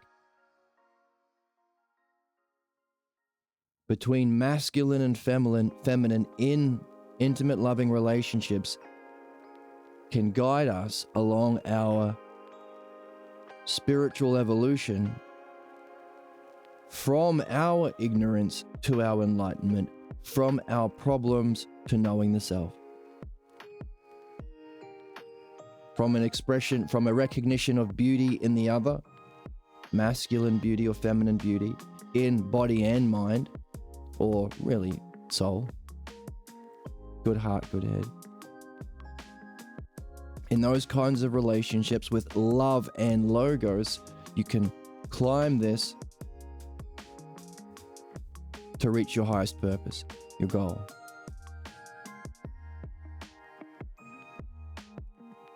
Enlightenment expressed through love and logos. That's what we've gotten in the text already from Socrates.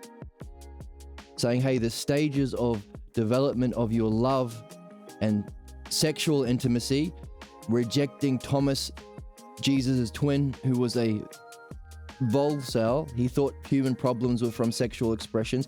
Throw that out the window straight away. Socrates laughed at him. Hey, I had kids, so what do you think? I know you don't know the self, because I know the self, and I would never say something so nuts in the book. But giving birth to not children, but works that can rival even Homer and Hesiod. But what's significant about that is there is a fundamental principle of difference through which we can recognize the same. What? Same and difference. Those are those two logos words. Fundamental building blocks of reality itself. Two of the most fundamental causal principles of everything represented in human experience between the masculine and feminine.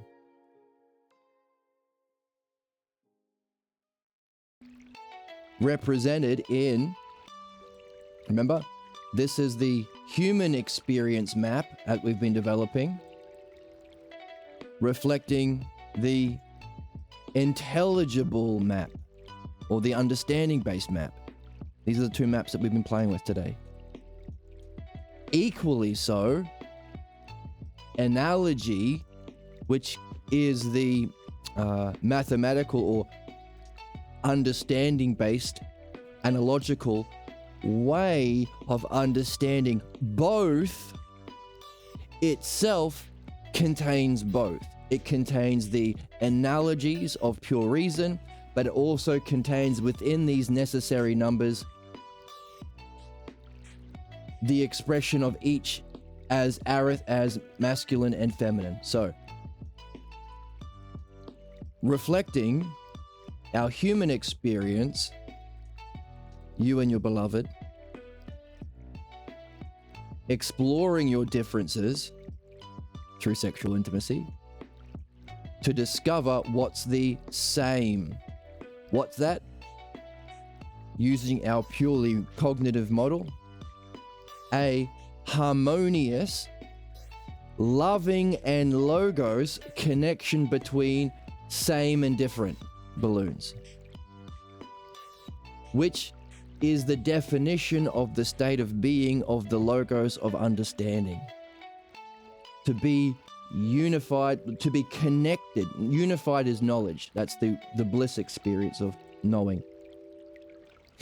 But a harmonious, a understanding, logos, and caring, love and logos, connection between the same and the different, between the parts and the whole. Expressed in the highest kind of human relationships. We as humans get both. We express the universal principles of the divine in our highest functioning as human beings. Making love and logos, the ideal intimate relationships, a reflection of, an expression of, a functioning of the state of mind of understanding that we are here to move, that we said in their business card is our purpose. Our evolution from one to the other can be expressed and played out through the ideal loving relationships, which can itself be mathematically represented as from differences to the same, or from the many to the one,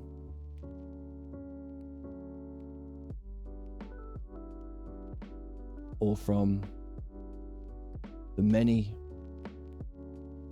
to true union, true divine eternal union with your beloved, from the many to the one.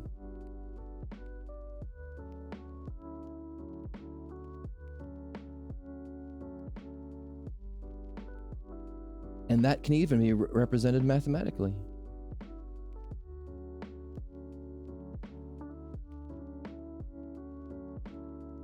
Make some space for this one.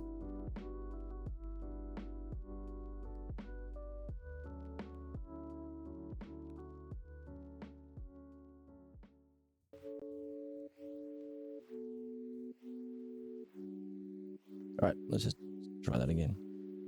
So we have the arithmetic. Now I should put geometric first, but those who play music know that you need the octave first before you can discover the perfect fifth and the perfect fourth. All three, the most necessary units of music. All other music is an expression of those three primary divisions. But that's for another day. Let's do it.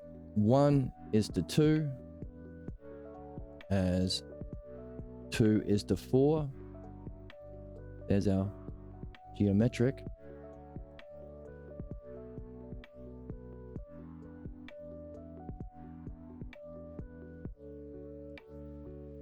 Up.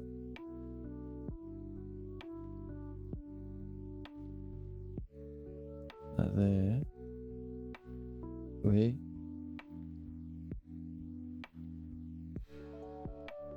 And move this one here. Yeah, put this there. And then this one goes here. And then this one goes down. And this one goes here.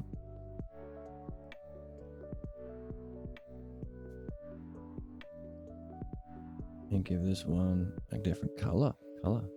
Bit. This one. What's love color? I can't use red because that's my making notes. Brown here? No. Don't have. Let's go green. Oops. Yep. Okay. Make this one the same color.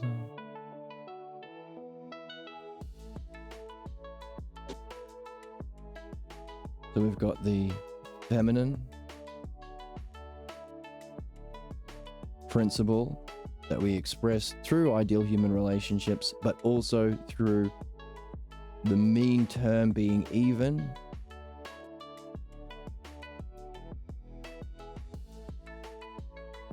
So we can express it even in analogy.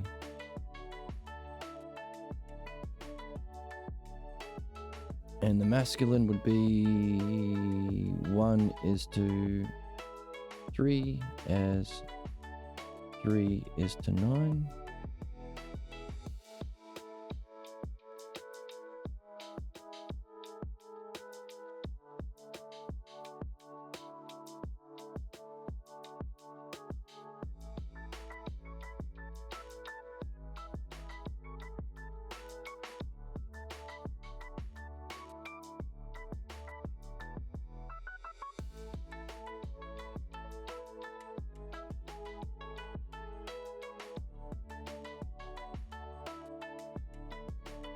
Ideal,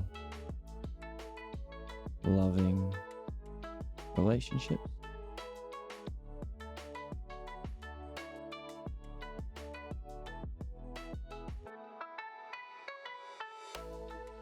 Or what we say, love and logos. That's our Etsy store. Couch cushion. Got a new couch? Throw these new cushions on them. Or Philadelphia.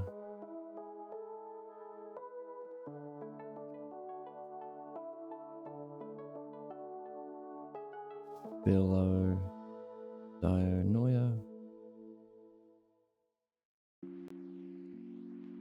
Geometric. There's my coffee.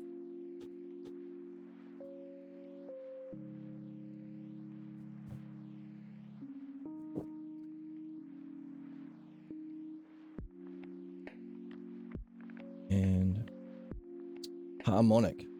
Harmonic is a fun one. This one's really fun. I use it as an analogy.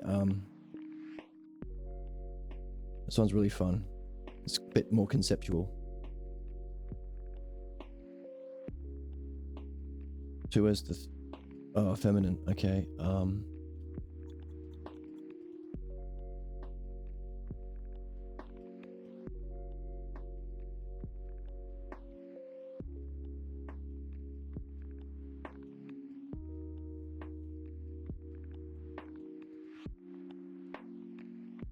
Let me think. This is a tricky one.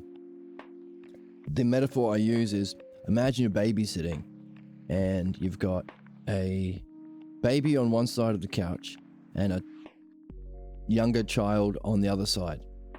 Now, you have to sit closer to the baby because the baby needs more care because it's younger. But you also need to be near the child because you also are babysitting the child. So where do you sit on the couch? So you have yourself as the babysitter is the mean term.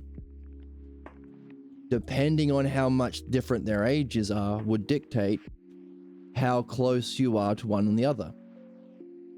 So the difference between let's say, okay, the one that I remember is masculine. 2:3.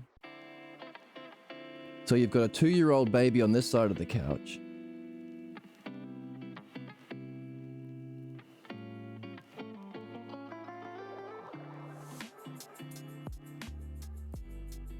As 3:6. That's the masculine.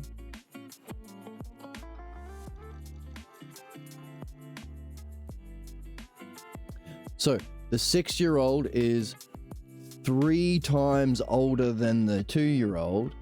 So the distance between you and the baby is 1 here, 2:3.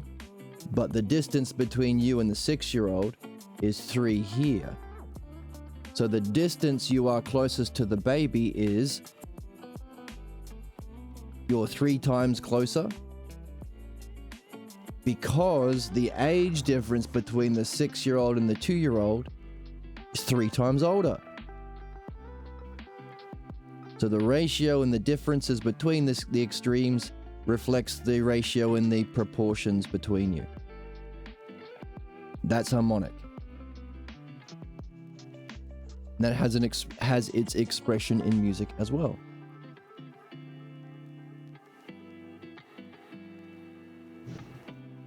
So one of the 3 primary mean analogies. In all intelligible systems, most highly expressed in what we do here, guiding ourselves and helping others through the development of states of mind that we are nailing down today in our reflection. And so we want to know what would be a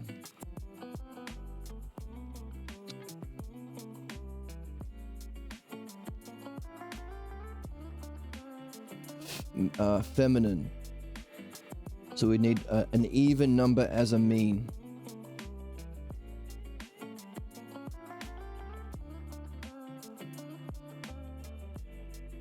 How about 2:4? So there's a 2 gap here. As 4:8. Would that work?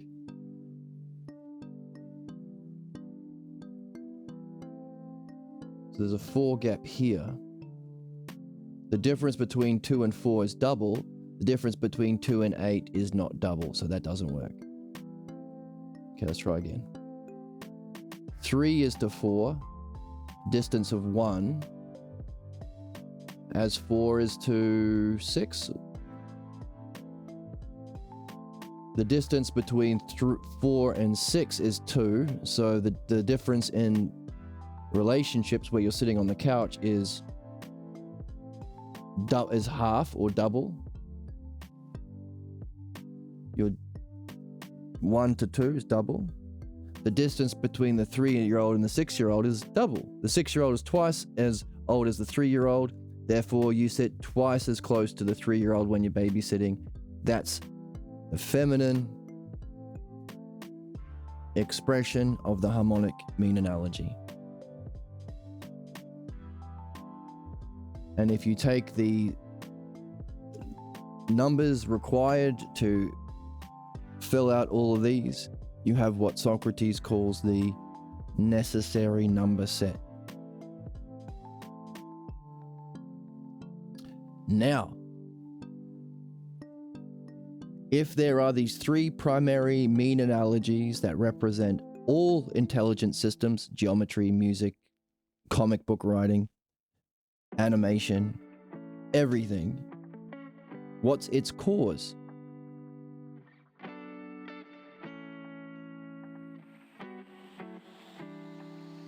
Because here's the thing. Each of these states of mind are different.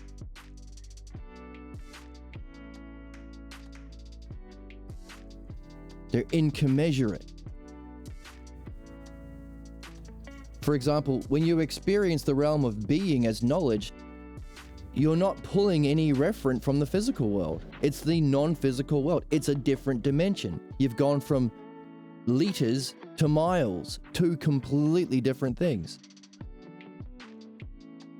how do you represent that as a principle of incommensurate transition? In other words, if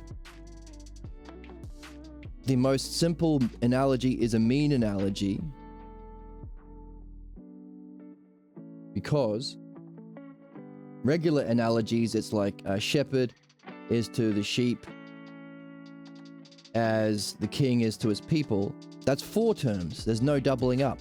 So we can make a regular analogy, which we normally use for thinking, even more simple by doubling up. As Socrates was taught by Diotima, so does Socrates teach us in the book that we're reading. So as you are learning by the reading from this channel, so do you help your friend over coffee when you reflect on it with them, which is necessary because being a mean analogy is somehow necessary to the fabric of reality and necessary for your development as a person. But we can go even one step further and say, what if you were super tricky and you didn't just simplify it into 3 terms, a mean analogy, by doubling up?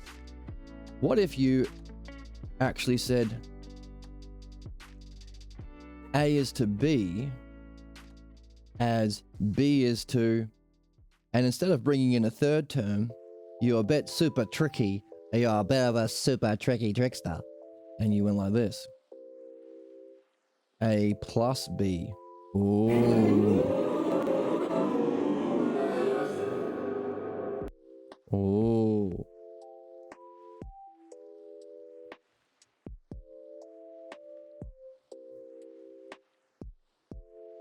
You might recognize that as the Fibonacci sequence or the golden analogy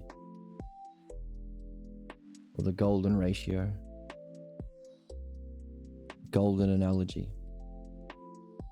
The Fibonacci sequence is its expression in the physical world, or in regular mathematics. But what's unique about this is, oh, and by the way, that's the you see shells and plants. Video gamers who want to use a small amount of code to create big landscapes use this, because it's the fundamental analogy or mathematical principle behind life itself,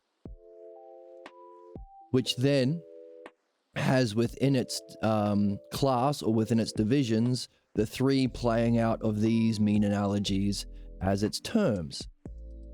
So that this populates the science, but as its fundamental cause, golden analogy is the higher.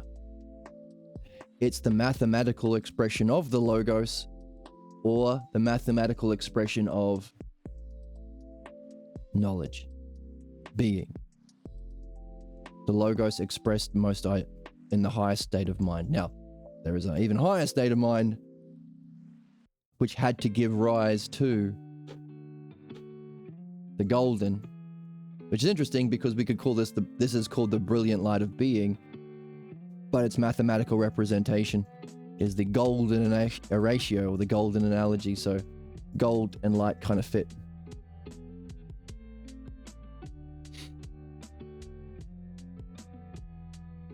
But what's interesting about this is it's represented mathematically as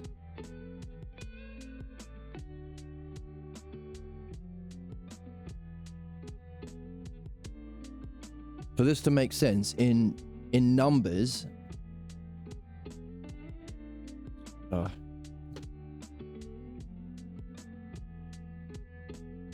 I'm looking on the internet to see if somebody who has asked this question before me, so I can borrow their work.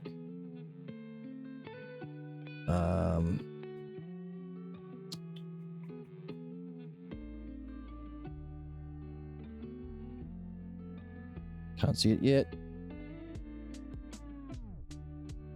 Might have to just do it myself.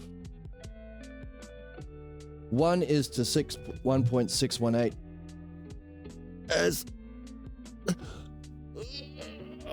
stretch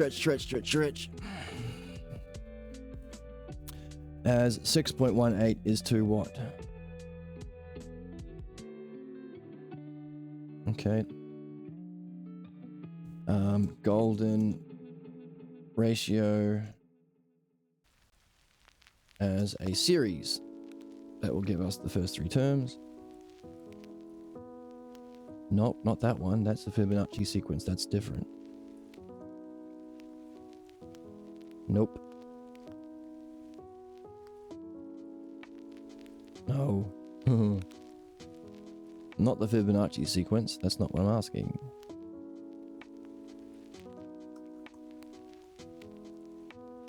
Okay. Try to... Phi. Phi ratio series. Phi is the mathematical name for it. Come on, guys. They keep giving me the Fibonacci sequence. That's not what I'm asking.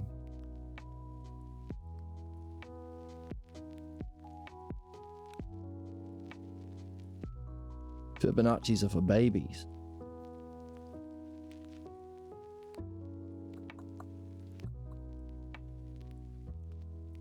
All right, let me try again.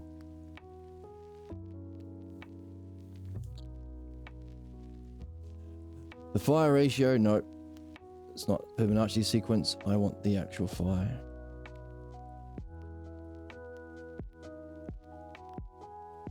I'm sure it's just going to be like 1 is to 1.6 as, or 6 point.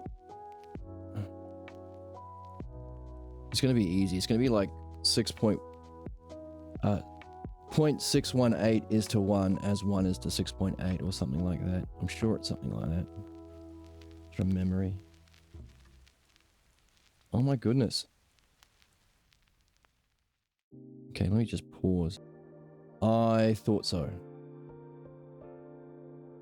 Okay, so here it is. 0.618 is to 1 as 1, whoops, as 1 is to these two together. These two together, which is 1.618. Isn't that neat?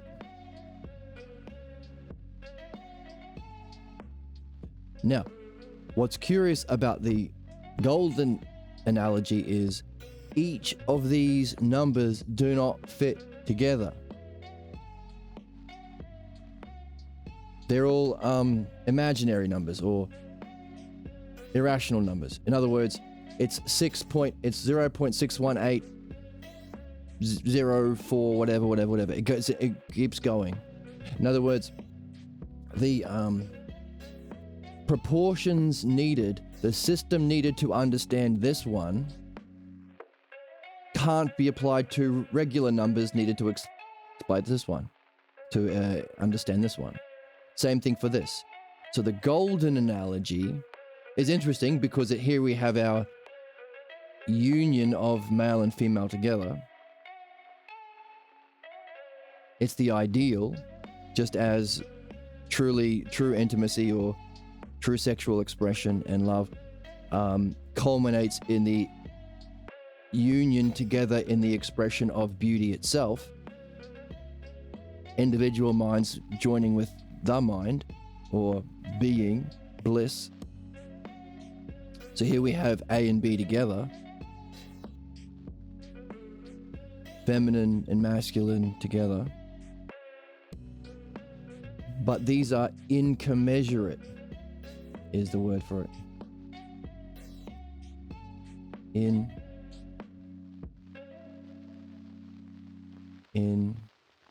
It's a fancy word. Impress your friends. Incommensurate. Meaning each level is a different thing. It's not a continuum. So while we can represent our development along the continuum of belief to understanding, fundamentally there is a jump involved. In other words, we've seen, for example, all of the Gnostic gospel people taking a little bit of the Hellenic tradition and keeping their beliefs as well. So they're kind of in a continuum between the new teaching. But as Socrates has said, none of them, just from listening to them talk, says Socrates, well, he said about Thomas, while Thomas seems to be the best, the closest to Jesus, so the closest to Jesus' teachings, hearing him talking about the cause of problems and ignorance lets me know he hasn't had the experience of knowledge and he doesn't know the self. So while he talks about the significance of understanding the parables and analogies, understanding, there's our third state of mind. In order to reach knowledge, there's our second state of mind of the Logos. And to put the two together, to reflect on that, to go beyond it, to know the self, there's our highest or first term, first state of mind, expression of, well, inherent Logos. Hearing him talk about the cause of human problems as sexual passions and engaging in sex tells me he doesn't have these. So while it's curious that we can say, hey, the interpreters or the way that people respond to truth and rationality in the tradition of Jesus have Paul all the way down here, that son of a bitch. But then you have, Paul as the wolf in sheep's clothing, and then you have Mark that denies Paul, and then you have the Gnostic Gospels that talk about understanding, talk about knowledge, talk about knowing the self, but they're still keeping like some of the stuff. Some of them keep some devil stuff, some of them keep some sin, some of them keep the apocalyptic nonsense. They're moving towards that, but ultimately there's a jump. You can't keep both. You can't simultaneously believe I've got nothing good to say and no one ever listens to me and get the job as manager in your workplace. You can't believe you're not good enough for beauty and experience ultimate beauty itself. That's why, as we've been talking about to our friend in chat today, as she continues to pick up what she loved from what she left behind, she has to also be surfacing the false opinions that come up as feeling states and words and thoughts and echoes in her mind, so she can apply them in midwifery to remove what's false. You can't have both. Now, normally we sacrifice the higher to keep the familiar. That's the cause of human problems. So while these guys are fumbling at explaining the cause of human problems, we can understand it simply by this model, by the map. Understanding. That is, you can't simultaneously have belief and understanding. They are incommensurate. They don't fit together.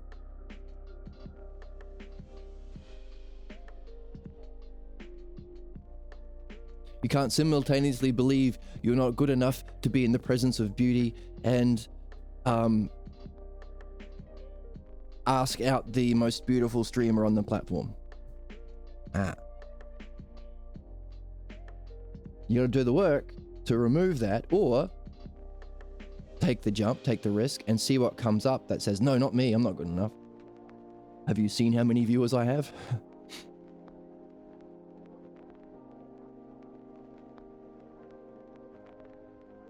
Midwifery is needed alone. And what Socrates is saying that we just read, I know these guys, while they talk about it, the fact that they are on this continuum means they're not there yet. So while there's a continuum for how people respond to truth based on how loyal they are to their beliefs, how much they're trying to save their beliefs, whether or not they're a complete wolf in sheep's clothing like Paul, and they're all about the belief life, all about the Jewish life, says Paul.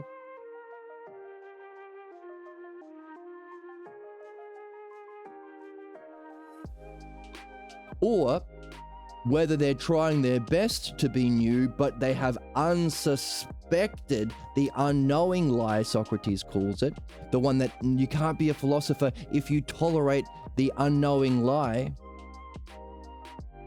the involuntary lie. You think you're trying your best, but you're still playing out your problems somehow. You don't even know that you're doing it. It's just obvious or common sense what you think about yourself. That's what philosophers cannot tolerate, says Socrates.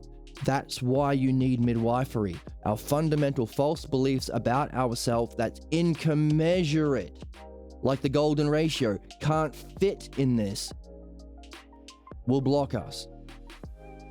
You have to be doing midwifery as well, which means you have to be doing dream analysis as well. You can't be in that state of understanding. For a while you can. Temporarily you can. And if you've got a good support network and you're an especially wonderful human being, a rare sort of a person who has a natural love of understanding, has been developing that their whole lives, then you can for a while. But eventually these are going to come up. You're going to start having blocks. You're going to start having physical ailments that you can't make sense of physically. You've done all the things that the physical doctors have said, and you still have the physical block, or the mental block, or the feeling state. It's all state of mind, by the way. It's all feelings. At some stage, you're going to have to wake up to philosophical midwifery, and you're going to have to start learning to pay attention to your dreams. Because as Socrates says, hey, even though Thomas, the twin engine, the voluntary celibate guy, and the Gnostic Jimmy James, and even the Gnostic John Gospels, all of these Gospels about Jesus that the church burnt, but we rediscovered in Egypt in the 60s. Even though they're all rejecting Paul's belief crap, wolf in sheep's clothing, modern Christians apparently are Pauline Jews, that's what they are, listening to Paul, trying to bring the circumcised with the circumcised in the spirit. What a weird guy that Paul is, together. Well, they reject belief, obviously, and they say you need to understand, you need to know, and you need to know the self. So there's our understanding state of mind, the third highest, knowledge, the second highest, and the state of self, the know thyself. There's the three. So they have it. They have an awareness of it. They're not oblivious to the Hellenic tradition that they lived next to, and they even spoke Greek. The fact that they are still in some way trying to save their beliefs, either completely by Paul, a little bit by some of them, or maybe they don't even know they are. Maybe to Thomas, who seems to be the closest to Jesus so far, he doesn't know that he has this pathologos block against sexual intimacy. But the fact that it's there means he can't make the jump. And Socrates knows it, and he says that in the book.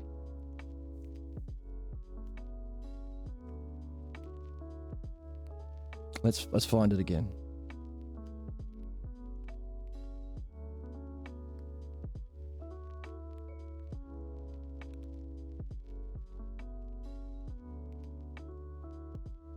Thomas was my brother, and of my followers, he's the closest to Jesus. How then does he explain problems? James as well talks about understanding the parables and experiencing the divine light. That's knowledge. There's our 3 and 2 states of mind. That can be put in those analogies, remember? But he still continues to preach about Satan. So there he has some of his beliefs coming up. Talks about dreams a little bit, but again, same thing. How well you recognize and appreciate the role of dreams, the importance of dreams in solving your problems, solving your blocks, physical or otherwise, and in your development, is on the same continuum. Seeing the value of dreams. Are you like Socrates or Homer? Plato references it, or are you a jabroni? That's the formal name for someone who doesn't see the significance of dreams and the importance of dream analysis. Not interpretation, analysis. which is the dialectic. So, dream work, but I'd like to see more. They all reject Paul. Paul is a weirdo, freak. The story of Mark should have put an end to Paul. Why don't the Christians wake up? Asks Socrates. Yes, but even in the story of Mark, someone who's had the light experience, Jesus, and then hasn't done midwifery and dream analysis, then goes right back into his problems and plays it out tragically in a pathetic tale because he doesn't have the realization. Paul wants to bring the circumcised and those circumcised in the spirit together. So he wants the whole world to become Pauline Jews. What a weirdo freak. Understandable, we can understand why. He has beliefs, hasn't done midwifery, hasn't done dream analysis. But where does we... right, the people who are so stupid that would kill their own kid because they got told by some authority figure, that's the chosen people. That's not what we're after. We're after problems. Sex. Let's look for the word sex.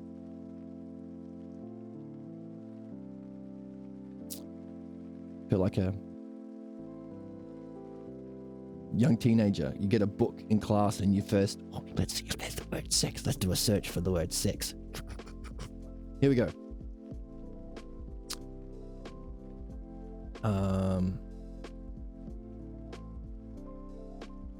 It is curious that he could believe, Thomas, that after coming to know thyself, one would be celibate. Also, it lacks a description. So his description of knowing, the second state of the logos, state of consciousness, talking about that as King of Kings, that's not really good enough. That's hardly metaphysics. It's great that he values it, doesn't have an understanding of it.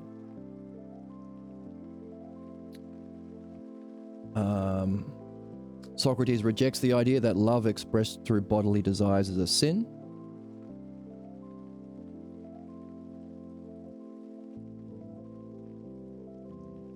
Holding fast to a false belief as if it were true, that mistake is the actual cause of ignorance, says Socrates. Especially the unsuspected false belief.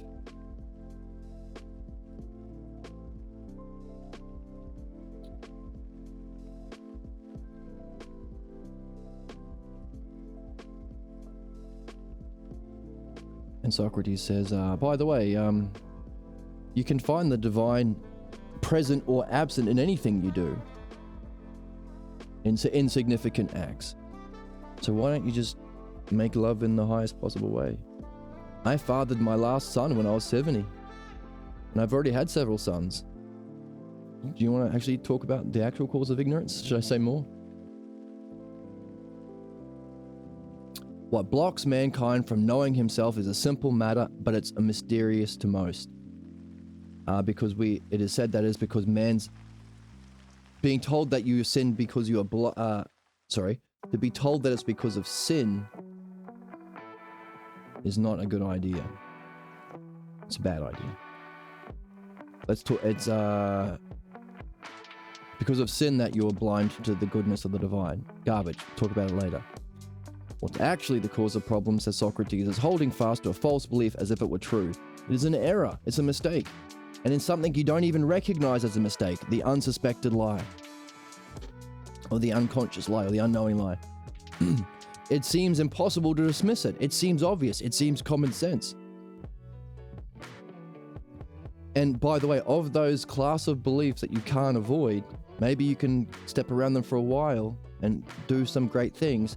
But then the ones that you can't avoid become the subjects of tragedy. That's the nature of the archetype in all tragedies of the tragic flaw. The archetype of tragedies, of film, of drama, there's a tragic flaw. In all comic book writing and storytelling, something that the tragic hero was not able to avoid of his problems, but he should have reflected on. Now there's that realization at the end. I think that's called the catharsis, I'm not sure. But Jesus doesn't have that. So, it's curious that he could believe that after coming to know thyself, one would be celibate. Also, he doesn't have a description. In other words, in those two sentences,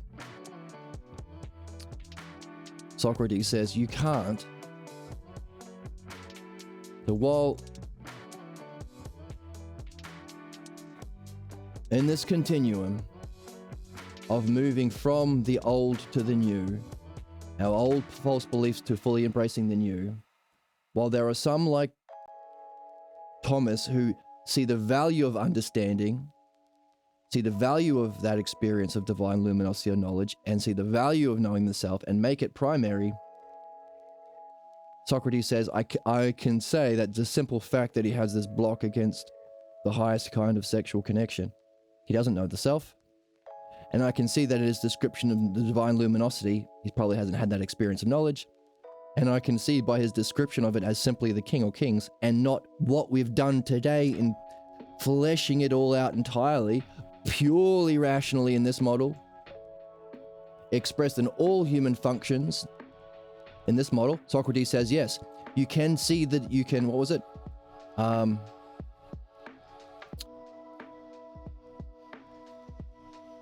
You can have the divine in all of man's significant, what is it?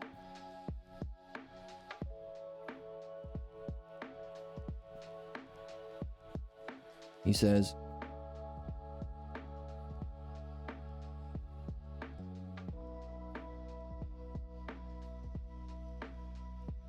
you can find the divine hidden or absent in significant acts, which is the quote we just read.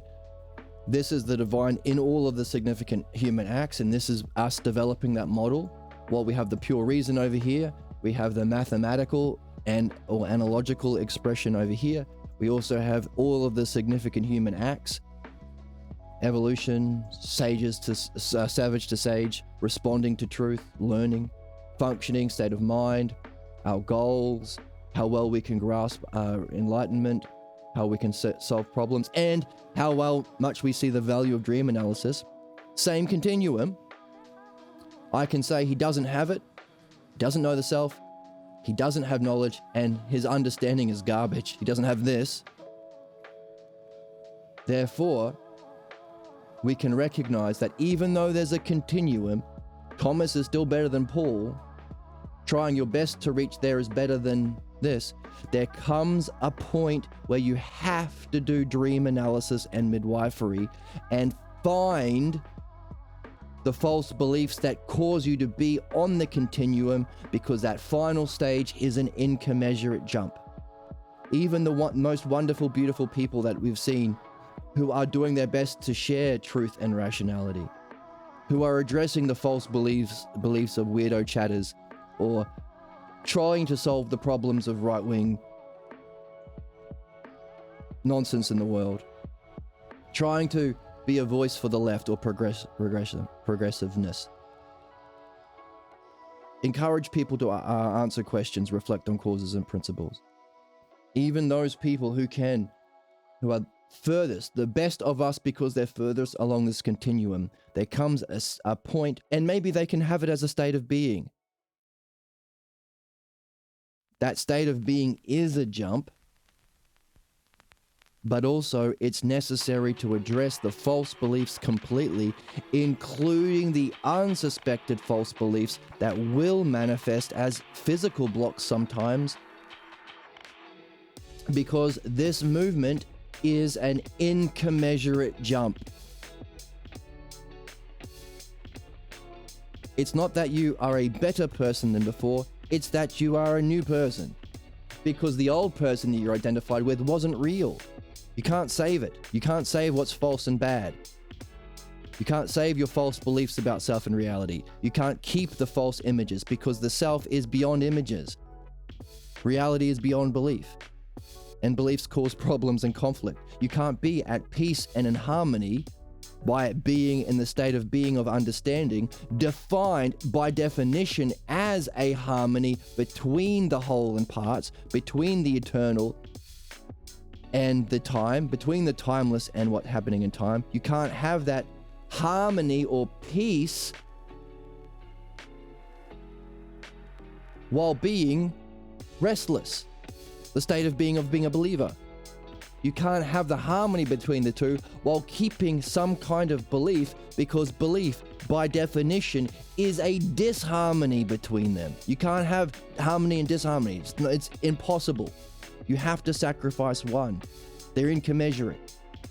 Meaning at some point, even if you've been doing the best work ever, and you've been genuinely interested in understanding and development and helping and becoming a good person, and expressing your wonderfulness in the world, there comes a point where you're going to have to look at dreams. And you're going to have to question your false beliefs and roles from childhood and how they play out now. Because there is ultimately an incommensurate jump.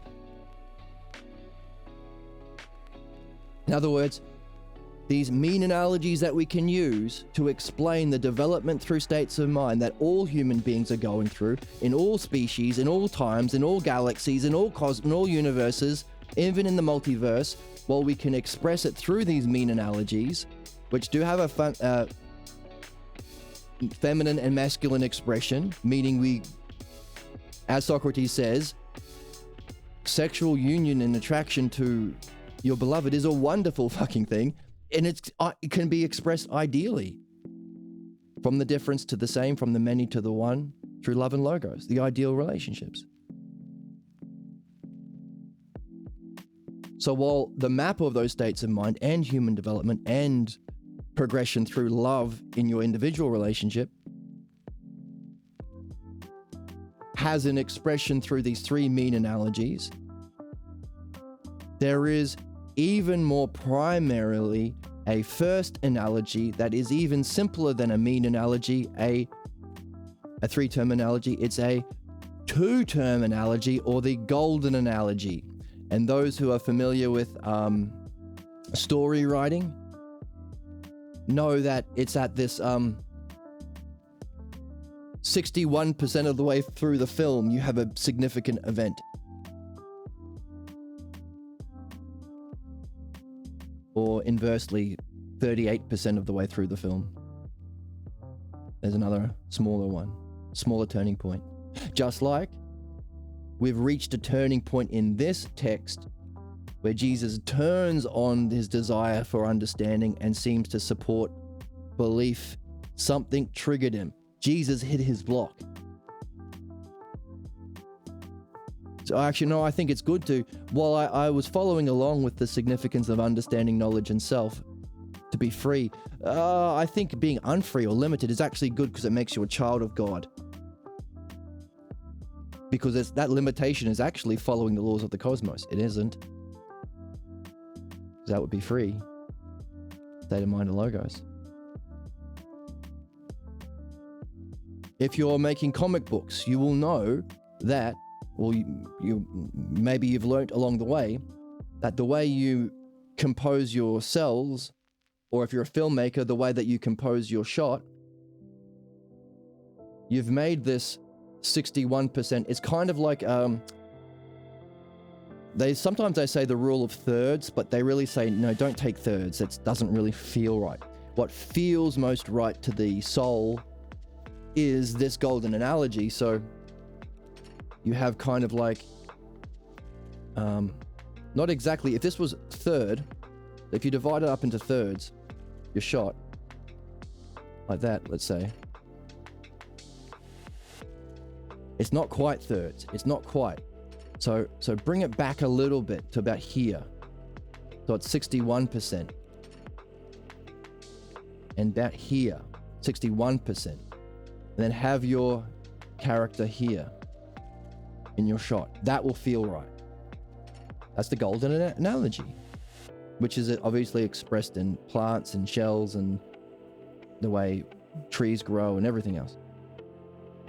But the fundamental mathematical concept or principle behind the golden analogy that's so important for everything else, that's the starting point for all other composition and creation, is incommensurability. That's the principle of the golden analogy. These are irrational numbers. You can't have 6.18645, whatever it is, fit in with 1. Because 1's just a number, it's just a regular number. Well, it's actually the measure of number, but let's not get into that now.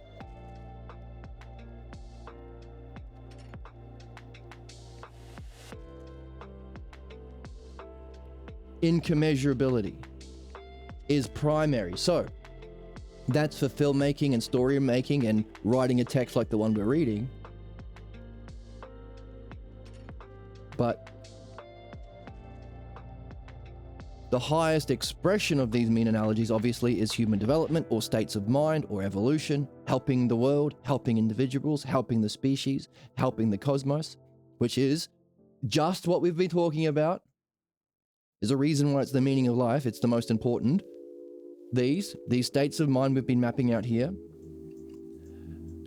they can themselves and the transitions from them and to them and the sorts of dialogues that you would have to facilitate that movement can be represented as these mean analogies. There will always at some stage be a fundamental jump or letting go or leap.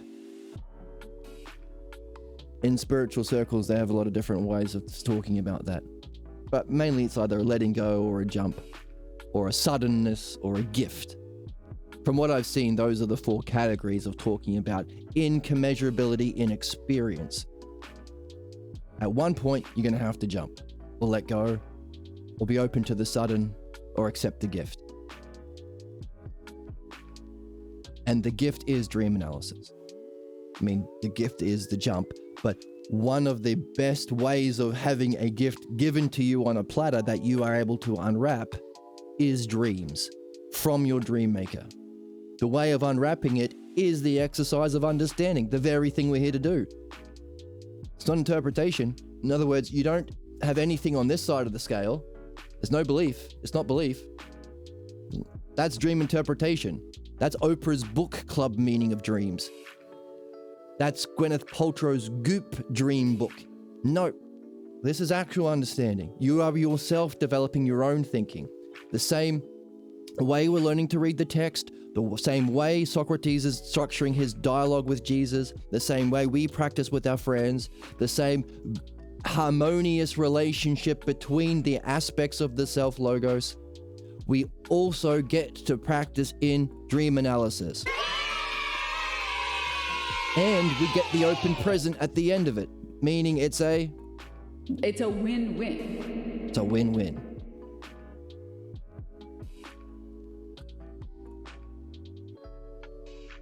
And if we do it, if we practice our understanding in dream analysis, we're practicing it, we're getting the gift, it also opens us up for those enlightenment experiences or jumps, meaning it's a win-win-win-win-win. It's a win-win-win-win-win. A win-win-win-win-win-win. A win-win-win-win-win.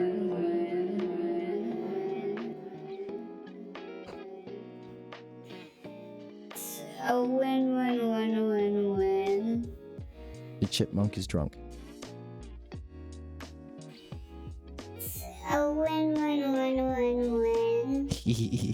It's a win-win-win-win-win.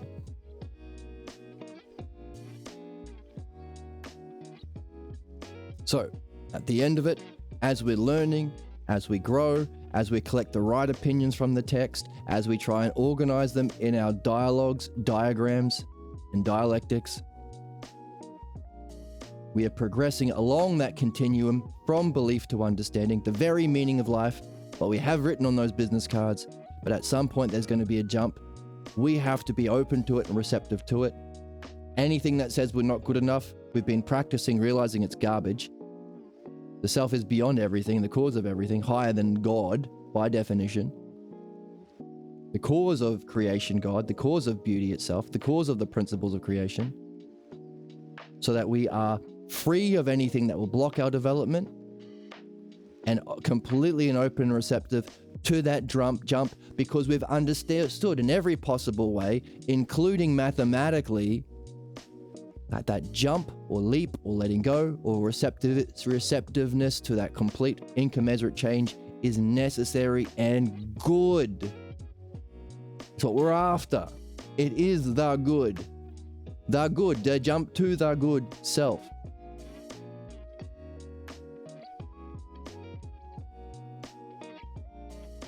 Thus, the absolute necessity for philosophical midwifery and dream analysis. Dream analysis especially because it's our guide. So, anyone who watches this channel, you're doing really, really great. You're doing fantastic. Of the continuums, you are far on this end. But make sure you're listening to your dreams, you're doing your best to record your dreams, and as you reflect on your dreams, you practice breaking it down to these elements as best you can. Your dreams will work with you. So just try your best. But most specifically, see if your dreams reflect states of mind. What we've seen today is this all is about states of mind. The logos are states of mind. Now, the ultimate state of mind is some sort of pure awareness, transcending states of mind as pure state of mind. But that's the puzzle of knowing myself. That's the big one. That's the big one. But these are all states of mind. See how the states of mind play out in your dream and how that drama reflects the drama in your life and how you approach goals in your life and how they might be similar to the approach of goals in your dream. But within that progression of the drama towards a goal, look for the similarity between your life and the dreams and your goal, but also look for the states of mind. See if there's a similarity between the states of mind that you have in your dream and what you're dealing with now. Now, that's the first kind of ousia. The second one is to say, okay, now past, present, and future. The dream, the ideal of functioning of understanding is the ideal from the whole to the parts. In other words, the parts that you have in your dream, the states of mind you're feeling in the part or your present, will have a history throughout the whole or going through time.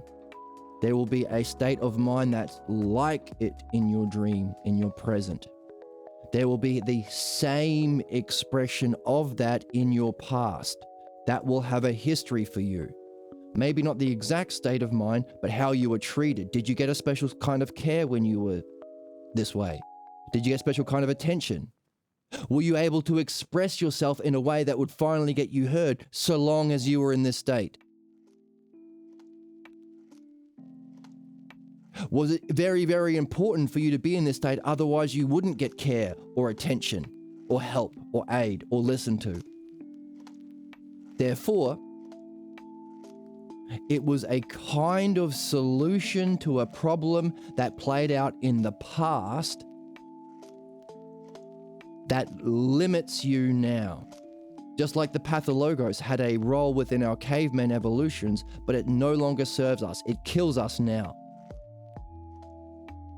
So our fundamental unsuspected false beliefs from childhood, the cause of our problems, the cause of this conflict, this state of mind, the fourth state, there's a reason why certain families are attracted to certain religions and so on, and why family pathologos has to fit in within the cultural, religious, Abrahamic pathologos. There's a conflict that you accepted a limitation, including a limited feeling state or illness or block of some kind that was served a purpose. It's not a blame game. It's clever. You were a good student. You were the best fucking student to the worst teacher. That's the issue. Meaning, as human beings potentially have, we can be the greatest. So this is the best sorts of people can be the greatest students to the greatest truth. So we want you to turn it around. So it's never a blame game. You're just doing really, really well in a difficult situation. Meaning, if you go through this, if you accept dream analysis and midwifery, you look for how that state of mind plays out in your past, finding the earliest scene and or the most intense scene if you can't find the earliest. See how it played out with your significant, not the significant logos, but the equivalent, the shadow, the significant people. Notice how people who are believers don't say, what makes this true? That would be a question about the logos, these things. They say who. It's about people. Who's to say what's right and wrong? Is it Trump, like my daddy, or is it the left, like the people I don't like who lived up the street? Not a who, but in our childhood, beliefs are based on imitation. So what takes the place of these significant terms of logos and reality are significant people. And the relationships between those that we have mastered through understanding, especially today, we're mastering through understanding today, plays out in roles. What was your role within the family? How does being in this state give you a different role? How does it let you, hey, why is MAGA so important? If you wear the red hat and you're a racist, sexist jerk, you get to express yourself in a way you never have before. That's the appeal. That's the appeal of ICE and MAGA and all of this, the most objectively harmful and disgusting human actions. You have a way of being where you get heard and listened to that you weren't before. As we were saying earlier, that's why a lot of people have kids. Because no one gives a crap about your dumb opinions, but you finally get a chance to voice them because the kids don't know better. You were the kid in that situation. Some jerk that you love because you haven't reflected on whether they're what they really like. It's a sick idea of love, by the way. That's the sacrifice. We've been talking about sacrificing what's good to be a believer. To be a good person, you have to sacrifice what's false. That's the incommensurate jump. You can't keep your beliefs and evolve. You can't keep what's conflict and be in harmony. You can't keep what's harmful and sadistic and wrong and untrue and be a good, caring, wise person. You can't be a savage and sage. There's the incommensurate jump. So too, we sacrifice our false image or false beliefs about our loved ones to become mature and rational and free, limitless, unlimited. So, ask a question. What's the whole of the dream? Before you review, and it's going to be wrong. The way in which you're wrong might even reflect the message of the dream. Then break down the parts of the dream. See how the dream plays out a same drama, similar goals to your present. Look for the state of mind. What's it feel like? Is there a limit expressed in the dream drama? Can you find a same or similar state of mind in your present? And can you find that same state of mind play out through your past? When you find an early scene, you're halfway there. Find out how the significant, not logos, but people, the who's, not the what's, the who's. Were they playing a role? How were they relating to you in that scene? And was there anything significant about being in that state of mind that got you either attention that you needed or got you peace or rest from the negative attention from loved ones? Did it offer you a role, a part within the drama that you could finally express yourself or be heard in a unique way or get care that you needed? Be cared about, be supported, and you really need support to be loved in a certain kind of way. Now, a sick idea of love, but still.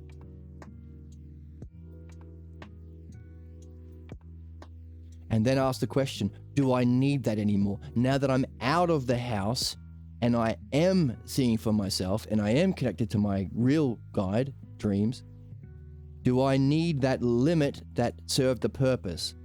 A solution to a puzzle that no longer applies? Then see if that takes away the block. And then try it.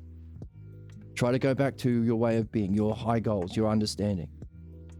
Or, when I needed help or I needed to be heard, I needed to be in this state.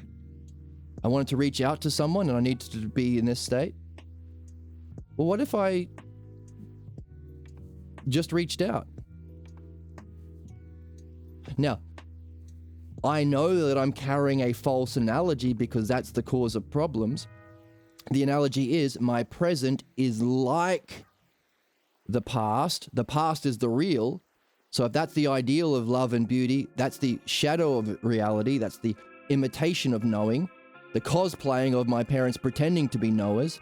Hey, if that's what happens, if that's the real, then my present is just a shadow. It's the lesser of the analogy. So if I asked for help then, I got shut down, then definitely if I do that now, I'm gonna get shut down. But if I asked for help when I was sick or I was in trouble or something, then I got attention, then that's what's gonna play out in my present. That's what it means to be a great student to a bad teacher. Now, the part of the soul that's supposed to be using that is supposed to hold on to the actual experience of truth and beauty and knowledge and love and caring. That's the timeless experience of the Logos in being or enlightenment.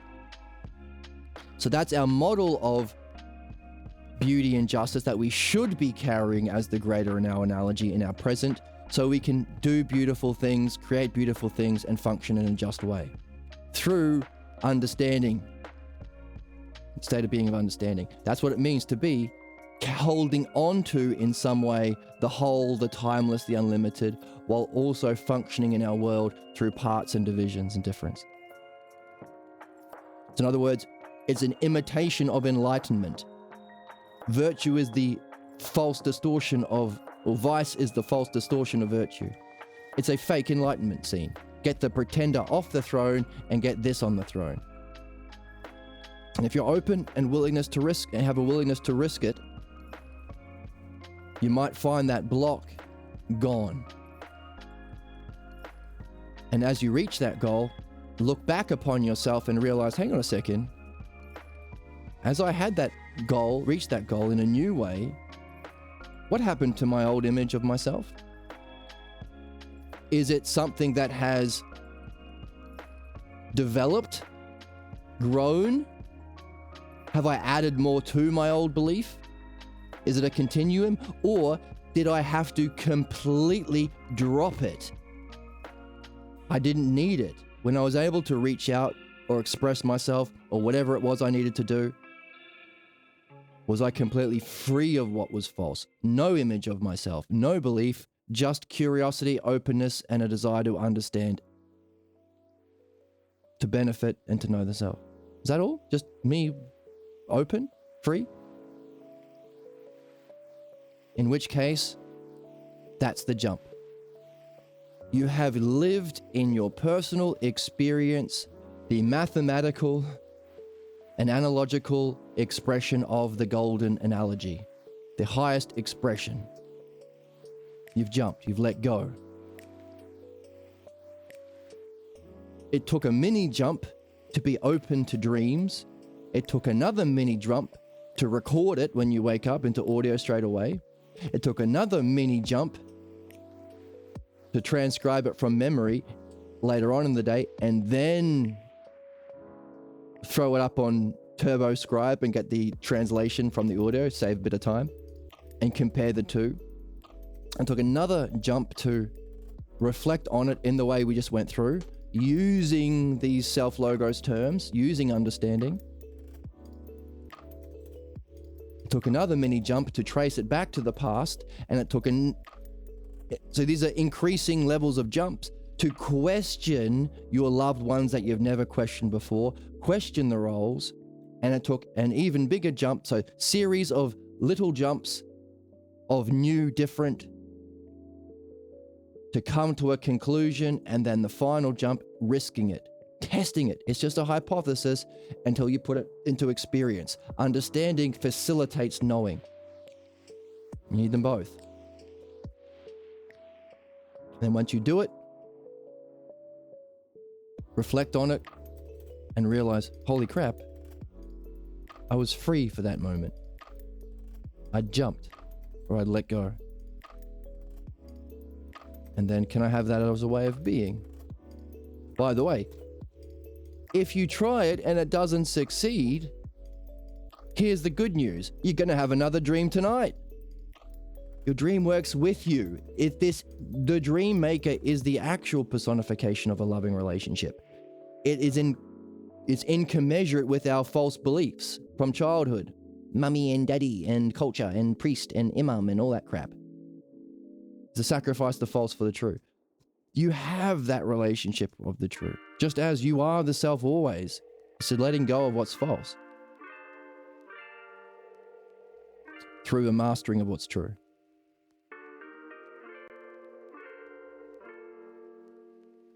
In other words, it's a win-win. If you miss the mark, your dream will tell you why, which will give you another insight into that mask you're here to drop, into that false belief, the unsuspected false belief you've been holding on to. So it's a win-win. It's a win-win. Exactly. So, today we've added the 5th cognitive function from the book, or state of being from the book, the indiscriminate mass. When you leave beliefs but you don't pick up dream analysis midwifery, and you don't develop this understanding, you're not having your nose in this banger of a book anyway, giving us the 5th, giving us 1, the self, 2, knowledge, 3, understanding, 4, belief, and 5, the indiscriminate mass, states of mind. We've seen that these are just no opinions, no reference to the physical world, just pure understanding. We have also applied it to all of the functionings in the physical world, the meaningful, all of, what is it? You can find the divine hidden or absent in slip of the tongue. You can find the divine, considering this is a quote when Socrates was talking about celibacy. You can find the divine hidden or absent in the significant acts. So this is the movement from, formally there are 2 words for it, homogeneous and heterogeneous. So homogeneous is that which is universal and applies to all, but then applying it to specifics is heterogeneous. That's the 2 things that there are in the reality. So here's our homogeneous, the pure reason of the logos itself. This is applied to heterogeneity, or the specifics or the significant acts, which we can find the divine in on this side or absent on that side. Simply all of the different human functioning and acts, including seeing the value of dream analysis, state of being, functioning, responding to truth, savages to sages, which is all expressions of this continuum from belief-based cognition to understanding, love and logos, philodianoia, as a way of being and functioning. So that's our meaning of life on the business card that we hand out. Maybe as a joke, maybe not, I don't know. See how it goes. So this is the applied to heterogeneity, or all of human acts, the purpose, evolution, development of, or enlightenment of all of mankind. But we can express both together, both the heterogeneous and homogeneous and heterogeneous, the pure reason and the significant human expressions, in analogies. So this unifies the 2 together. We haven't really gotten into it in the text yet, but just as a bit of a taster or an overview, what we have talked about is the exploring differences in truly loving and intimate sexual relationships with your beloved can unify you. There's your beloved, can take you through those states of cognitive development through apprehension and direct connection with beauty, so long as you're applying logos as well, therefore love and logos, bringing you to states of enlightenment and human development, from the different to the same, from the many to the one. That's the game. If you're with someone who has a good heart and good head. Someone who loves understanding and wants to care and cares. So that is expressed in the feminine and masculine expressions, which is just the even and odd versions of the 3 mean analogies, which represent all logos, all intelligible systems, astronomy, politics. But the highest expression, of course, is, well, beyond politics, spirituality, music, geometry, cartoon writing, cooking, I don't know, maybe, whatever you're into. You can find these 3 mean analogies expressed. There is a feminine and masculine version using these, what Socrates calls the set of necessary numbers. Now, he talks about where they came from the 1 and 2 difference, but that's for another day. But this is, even though a mean analogy, a 3-term mean analogy, which unifies heterogeneous and homogeneous, is more simple than a 4-term analogy, it will have a cause. A 2-term analogy, fancy trick there. A is to B as B is to, well, 2 terms, let's combine the 2, A plus B. You might know that as the Fibonacci sequence or the golden analogy, which is the fundamental principle before all of the other analogies applied. So before you apply all the specifics in your film, in your photo or your film shot, make sure you have the person standing there. Before you apply the specifics using those mean analogies for the development of the characters in the drama, make sure you have the turning point at 61% of the way through, or 38.2, whatever, or the way through, or both.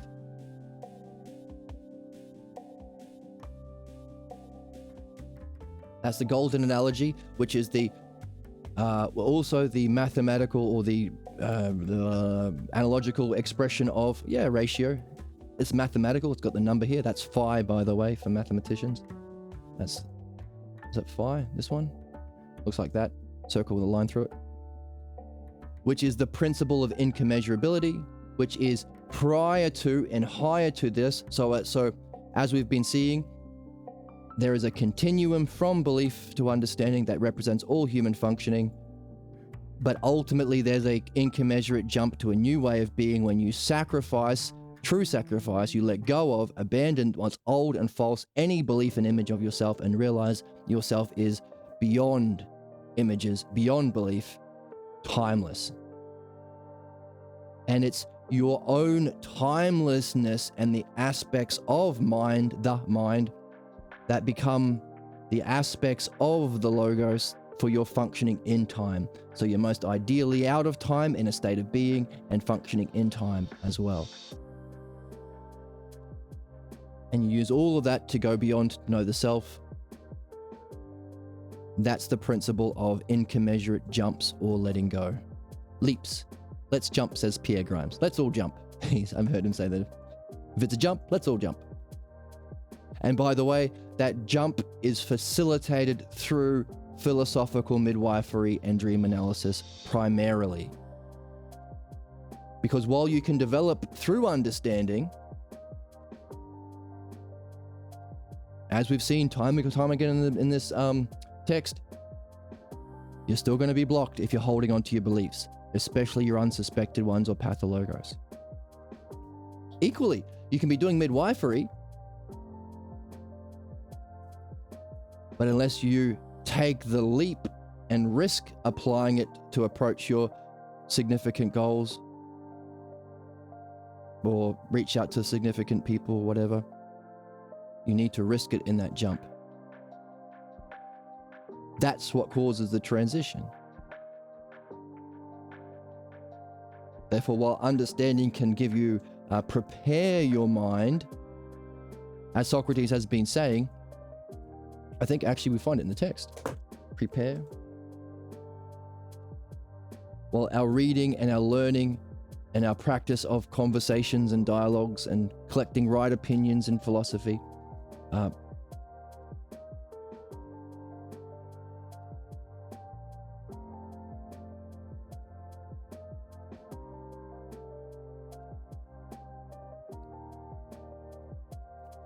we also have to listen to our dreams and reflect on them in that kind of way, which is a win-win because you're practicing the dialectic too, to make that jump.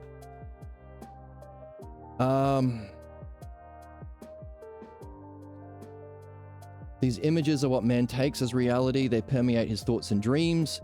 Surely realizing this is the way in which, realizing that it's through thoughts and dreams we are being communicated. Realizing this is the way that the mind, capital M, communicates to each to prepare one for vision is the essence of the noble pursuit of philosophy. So this seeing and connecting our images to our thoughts and dreams in the way we've been talking about is a development of understanding, but ultimately it prepares us for that jump. The moment of insight reveals its moment of existence. It has a higher and more profound mode of existence, since it lacks any image of oneself. Wow.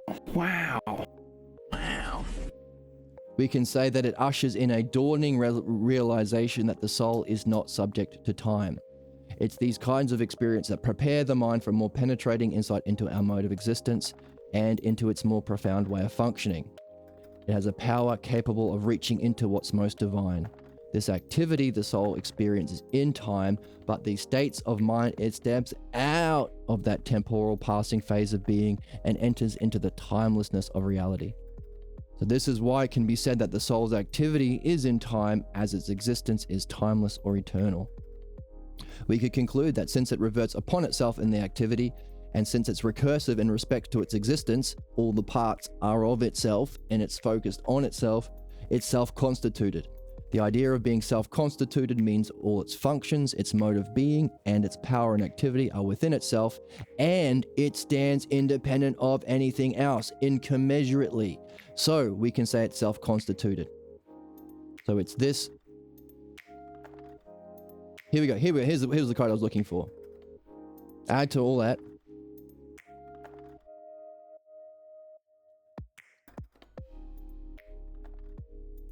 The understanding is shaped through the reflection and brings the mind to recognize the nature of reality has an intelligible, permeating, multi-leveled power. That's the name Logos. The more morals, the better. What we've been saying. The intelligible, multi-leveled power, that's the Logos, experienced as states of mind. Understood as understanding.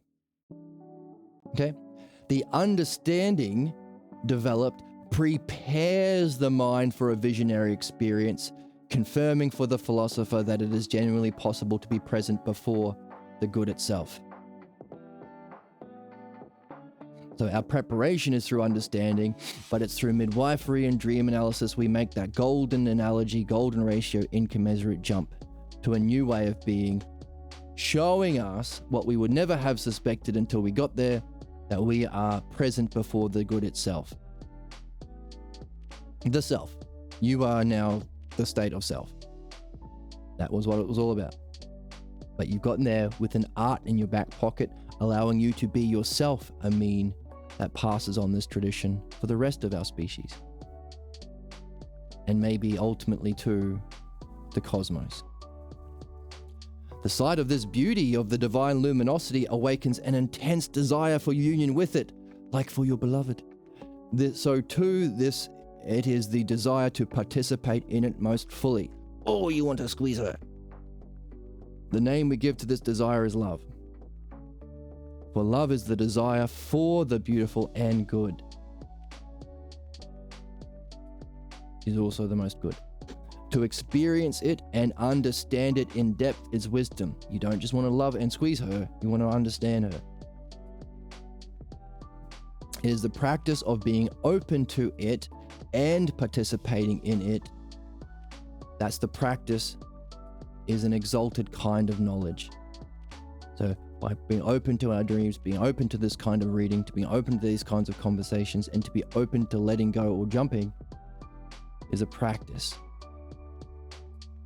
It's the practice of wisdom.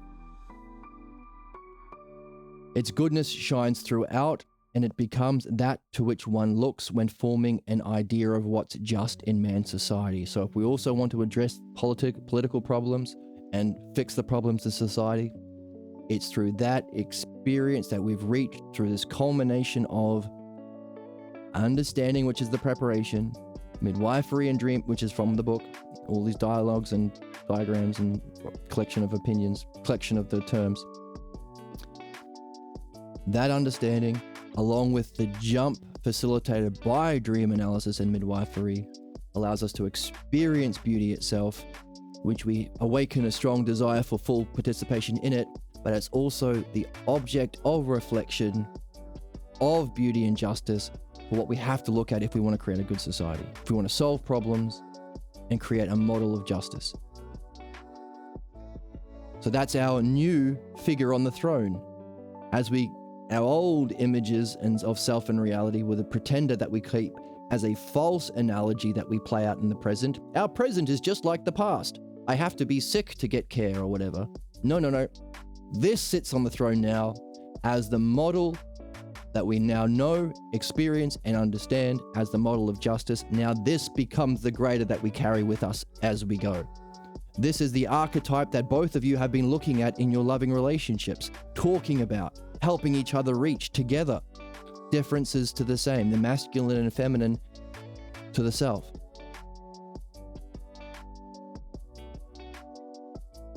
So, the jump. That's the jump. That's the golden analogy. So if you're ever curious, what's this golden analogy thing? Why is it so important in every single art that we want to be beautiful? Well, that's it. It's a mathematical and analogical expression of the brilliant light of being and the necessary incommensurate jumps between levels of growth through states of mind of the logos to the self itself, through beauty, expressed also in the ideal loving relationships.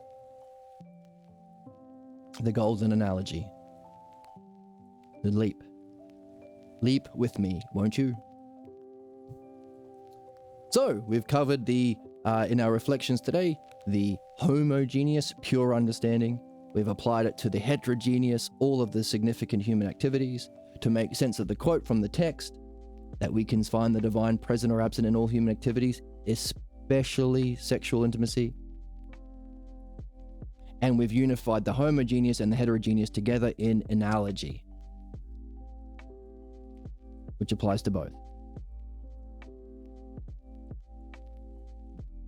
And the highest analogy is the two-term mean analogy, the golden analogy, which points to what's most significant for us, that ultimate jump from a former cognitive functioning belief to our true destiny, love and logos, Philodianoia, from the state of self. The golden analogy. That's what it was all about the whole time. Lots and lots of fun. Isn't this book a banger? All of this is just reflections from the book.